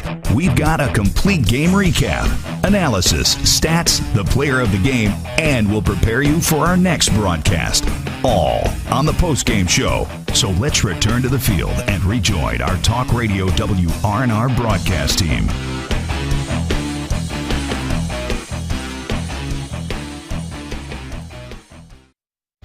Welcome back here to Mike Johnson Park as Martinsburg falls 4-2 to the host Georgetown. It's time for the post-game show brought to you by Rocks Local Markets with convenient locations all around the Eastern Panhandle. It's the Rocks Fast, Fresh, Friendly post-game show. That strip hits me there. Well, he's trying to pull up my scoreboard. I didn't see anything. Yeah. I mean, this game here was a tough game. Go ahead. No, I was going to say. It was a tough. Well, yeah, it was a tough game. I mean, you're looking at the first inning, a runner got thrown out at plate on just an absolute perfect throw from the right left fielder. That cut down Martinsburg's opportunity to score. Second inning, get a strikeout looking to end the inning. They got some things going there in the third. And, then you come back with back-to-back innings with just strikeouts looking. So, letting those guys get off the field with strikeouts is a momentum builder. Webb Jim's at the end of for a third out or a momentum builder, but that takes a lot of effort from the defense. Strikeouts, fires up the team up there. So Martinsburg, I'm sure Coach Ballard's down there. You can see him. He's a little animated. He's kind of pointing, but I don't think he's pointing at any one person. He's just kind of going around the team saying, "Hey, this is a point in the season where we've got to grow up. We've got to do better. We have to do the small things better, and we certainly cannot leave these base runners on base." But it's been great pitching performances both nights from those two great pitchers from Martinsburg against two really, really good baseball teams. And we're waiting to see what the verdict here is. Yeah, he's walking this way. He'll let you know one way or the other. But if he wants to speak, he's probably ready to go. But we'll see. See if he's interested here. He's letting his team come through. I think he's going to speak with us. Yep. So, we'll see what he has to say here about his team's effort here tonight. We're joined by head coach Aaron Byler. A tough loss for your team. There's definitely some fight tonight, though. I think you learn a lot and you get better playing baseball games like that. I don't think, coming down here and playing Princeton wouldn't have been any good for us. So I think we got better tonight. That's a very good team over there, and they put us in some situations that make you better and make you figure it out. So like I told the kids, am I disappointed in the loss? Yeah, but, am I upset with their effort? Absolutely not. No, you had a great pitching performance by Carson Buber against what we've been hearing around the ballpark, that possibly that this team could vie for the South Carolina State Championship. So to go through this lineup like he did, but what can you say about the poise? Because there were times when this team just really pushed the defense's button, but he seemed to just keep his composure and not give up the really big inning, give you a chance to win. Well, Carson's a guy who's pitched in big games before, and doesn't really matter the situation or what's going on out there. He seems to keep his cool very well. And you talk about the situation and the momentum, and I mean their dugout was on it, man. It had a big game feel there for a while, and I thought our kids battled very well. I don't think they ever had a real solid contact base hit off of Carson tonight. They did get some base hits that went through, some bunt situations, but they did some things that created runs that you can learn from, of course. They hit very well with 2 strikes and runners on position in scoring position. They moved the baseball. Their approach is good. They're just a quality team, and Carson did for Carson to hold him down the way he did. You can't say enough about that. And I thought besides probably that first inning, our defense was pretty good. Uncharacteristic tonight for Canby, but the bottom of the lineup, you shake it up a little bit. You got some production out of those guys. You got Grove in there, got a base hit, and kind of come around to score there. But 4 innings, I believe, at least 3, but possibly 4 innings were strikeouts to end the innings, and I believe 3 of them were with runners in scoring position. Yeah, I mean, we talk about it. We got to figure it out. We got to put the ball in play, and if we're not going to put the ball in play, then we're going to keep mixing it up and giving other people opportunities. So we got to make sure we put the ball in play with runners in scoring position. Quick turnaround for you guys tomorrow. We'll be back out here at 12:30 for first pitch against Shady Spring. Obviously tell the guys to get a good night's sleep. Got to drive an hour, get something to eat, go sleep, get up, and drive an hour back, and be here at 11:15. So that's the grind of high school baseball. It's the adversity we talk about, and we'll see how they handle it tomorrow. All right, thanks for the time, Coach. Thanks, guys. That was head coach Aaron Byler, Martinsburg Bulldogs. As we wrap up the post-game show here, and Tripp will get just a quick game recap. It was those 2 runs in the bottom of the first and the bottom of the third for Georgetown and Martinsburg, scoring those 2 on the two RBI single from Braden Oviedo in the 4th inning, but no more scoring. So the scoring line is 2-5-2 for Martinsburg, 4-5-0 for Georgetown. Looking at some individual stats. Braden Oviedo 2 for 4 tonight, 2 RBIs. Carson Buber 2 for 4 tonight, 1 for 4 is Isaac Grove, and that was all the hits. But 7 walks for the Bulldogs tonight, including 3 from Landon Siffert, 2 from Owen Rubenthal, and unfortunately 10 strikeouts for them. But Carson Buber has a pretty good night on the mound. 6 innings, 5 hits, 4 runs, only 2 of those earned, 2 walks, 3 strikeouts on 83 pitches. So he was pretty efficient tonight, which is, obviously your ace, your guy. You don't want to stretch him out too much in games like this. Yeah, well, he had a great, great outing, and Georgetown gave him some quick innings, but again, I'll say it one more time. I'll say it every time that I get the opportunity that for him to get out of those couple innings that he was in and not give up, 3, 4, 5 runs and just let Georgetown put this game away was just big time. And the defense from Oviedo back there and some of the plays that Keegan Everhart made, and just phenomenal plays. He had a nice play down the line here by Lupus over at first, and they never really hit the ball hard off of the Boober. So just a great night altogether for him, and he has to be proud of his what he did up there, 2 for 4 at the plate, and then just a great day at the mound on the mound for the young. He's just a junior. He's a junior, so him and Oviedo and pitching junior and sophomore 2 nights in a row against 2 excellent out-of-state teams just says a lot for what we get to see every night in the EPAC. Yeah, game just shy of 2 hours, at an hour and 57 minutes. As we wrap things up here, Tripp, do you have a player of the game? Certainly Boober, I think, has to be player of the game, or Oviedo. Boober for his pitching performance is 2 for 4, but Oviedo with his defense and that key, 2-out hit that they were lacking all night, both were very, could easily, be player of the game. Unfortunately, we didn't get the win there, so, and it's hard to give a player of the game on a loss, a hard luck loss. So probably, Oviedo in that spot, from what he did defensively, and to be the one guy that did get the 2-out base hit that we needed. Just didn't get it from the other guy. So it's just a great night altogether, though. But, the team did well. If I want to give it to a team, if I really want to give a player of the game, I think you got to give it to the dugout and every single guy who stood up on that fence to sit up on top of that fence all the way to the last pitch. Just shows the guts and the grime and the leadership on this team, the ability to keep them in the game and not to hang their heads after a loss yesterday, and to sit around here in a 2-hour delay and still keep that energy. So my player of the game is the Martinsburg dugout. All right, WVU Medicine, Berkeley, and Jefferson Medical Centers leading healthcare here and everywhere. That is the player of the game. But that will do it for us tonight. Thanks to Tripp Tobin for hopping on tonight, as always, for Colin McLaughlin. Our cameraman, Nick Verzolini, who's walking back as we speak. For Dylan Bishop, trooping it out there in the studio. You'll hear from him momentarily. Have a great rest of your night, everyone. We'll talk to you tomorrow around 12:10 p.m. Have a great rest of the night. I'm Spencer Police saying so long.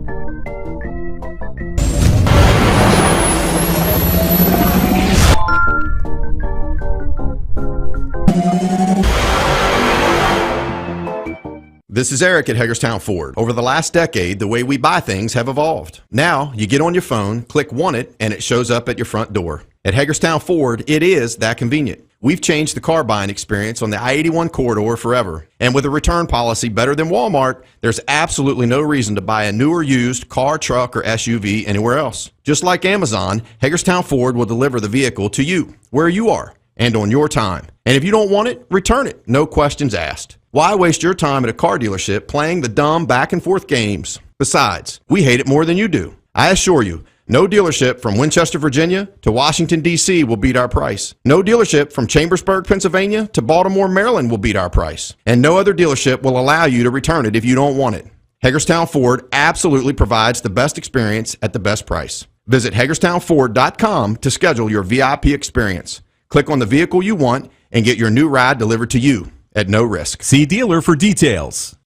You can play, work, and explore without joint pain. Whether it's a strain, sprain, or fracture, WVU Medicine, Orthopedics, and Sports Medicine can help you live without joint pain. Our expert team of surgeons offer the exceptional care you expect for the injuries you don't, specializing in joint replacement, sports and traumatic injuries, hip and knee disorders, foot and ankle surgery, hand and wrist surgery, and shoulder reconstruction. Call 304-725-BONE today to learn how you can live without joint pain. Welcome into the post-game scoreboard show here on Talk Radio WRNR and TV10. Post-game scoreboard show is brought to you by Cody's Auto Body at 851 Wilson Street in Martinsburg, where you get the work done right the first time. Call 304-901-4600 888-286-4777 or visit their Facebook page. Dylan Bishop with you here for Talk Radio WRNR and TV 10. The game we just had coverage of, Georgetown and Martinsburg, Bulldogs versus Bulldogs in the Mingo Bay Classic. A 7:30 scheduled first pitch ended up about a 9:20 first pitch in the end, with Georgetown getting a 4-2 victory over Martinsburg. So we'll get into some games from around the rest of the baseball world today. Of course, earlier today, we had Hedgesville and Princeton in the Mingo Bay Classic, a 10-0 win in 5 innings for the Hedgesville Eagles over Princeton. We'll have 2 games for you tomorrow at 12:30 and 5:30 as we continue coverage of the Mingo Bay Classic. We'll get into some baseball scores from around the rest of Major League Baseball. 7-0 victory for the Astros over the Pirates today. Twins defeating the White Sox 3-1. Yankees win 4-3 on the road against the Guardians. 5-2 home win for the Mets over the Padres. Mariners beat the Cubs at Wrigley Field 5-2. Cardinals defeating the Rockies in Colorado 7-4. Diamondbacks with a home win 7-3 over Milwaukee. Marlins get a 1-run win over Philadelphia in their home park 3-2. Angels edging one out against the Nationals 3-2. Athletics getting a win in Camden Yards 8-4 over the Orioles. The Rays with a 9-7 win over the Red Sox, keeping their undefeated streak alive to start the season, but not their streak of 4+ run wins. Blue Jays with a 1-run game against the Tigers. They win in 10 innings 4-3 over Detroit. A 5-4 victory for the Braves over the Reds, and a 10-1 road victory for Kansas City over the Texas Rangers. In the NBA, the second day of the play-in tournament, the games 9 versus 10 in the Eastern and Western Conferences today. Game already finished up. The Bulls with a road victory over the Toronto Raptors. So the Raptors go home, and the Bulls go to Miami on Friday to decide who will be the number 8 seed in the Eastern Conference. And right now, with 41 seconds left in the third quarter, the Thunder with a 10-point road lead over the Pelicans to decide who will go on to face Minnesota in Minneapolis on Friday to decide who will be the 8th seed in the Western Conference to take on the Denver Nuggets. And that 8th seed matchup in the East will be to decide who faces the Milwaukee Bucks. Again, game we just had on Talk Radio WRNR and TV 10, a 4-2 victory for the Georgetown Bulldogs over the Martinsburg Bulldogs. This has been the post-game scoreboard show brought to you by Cody's Auto Body here on Talk Radio WRNR and TV 10. We'll talk to you tomorrow for more baseball at 12:30 for Martinsburg once again. Hope you have a good rest of your Wednesday night, if you're still awake, and we'll see you tomorrow.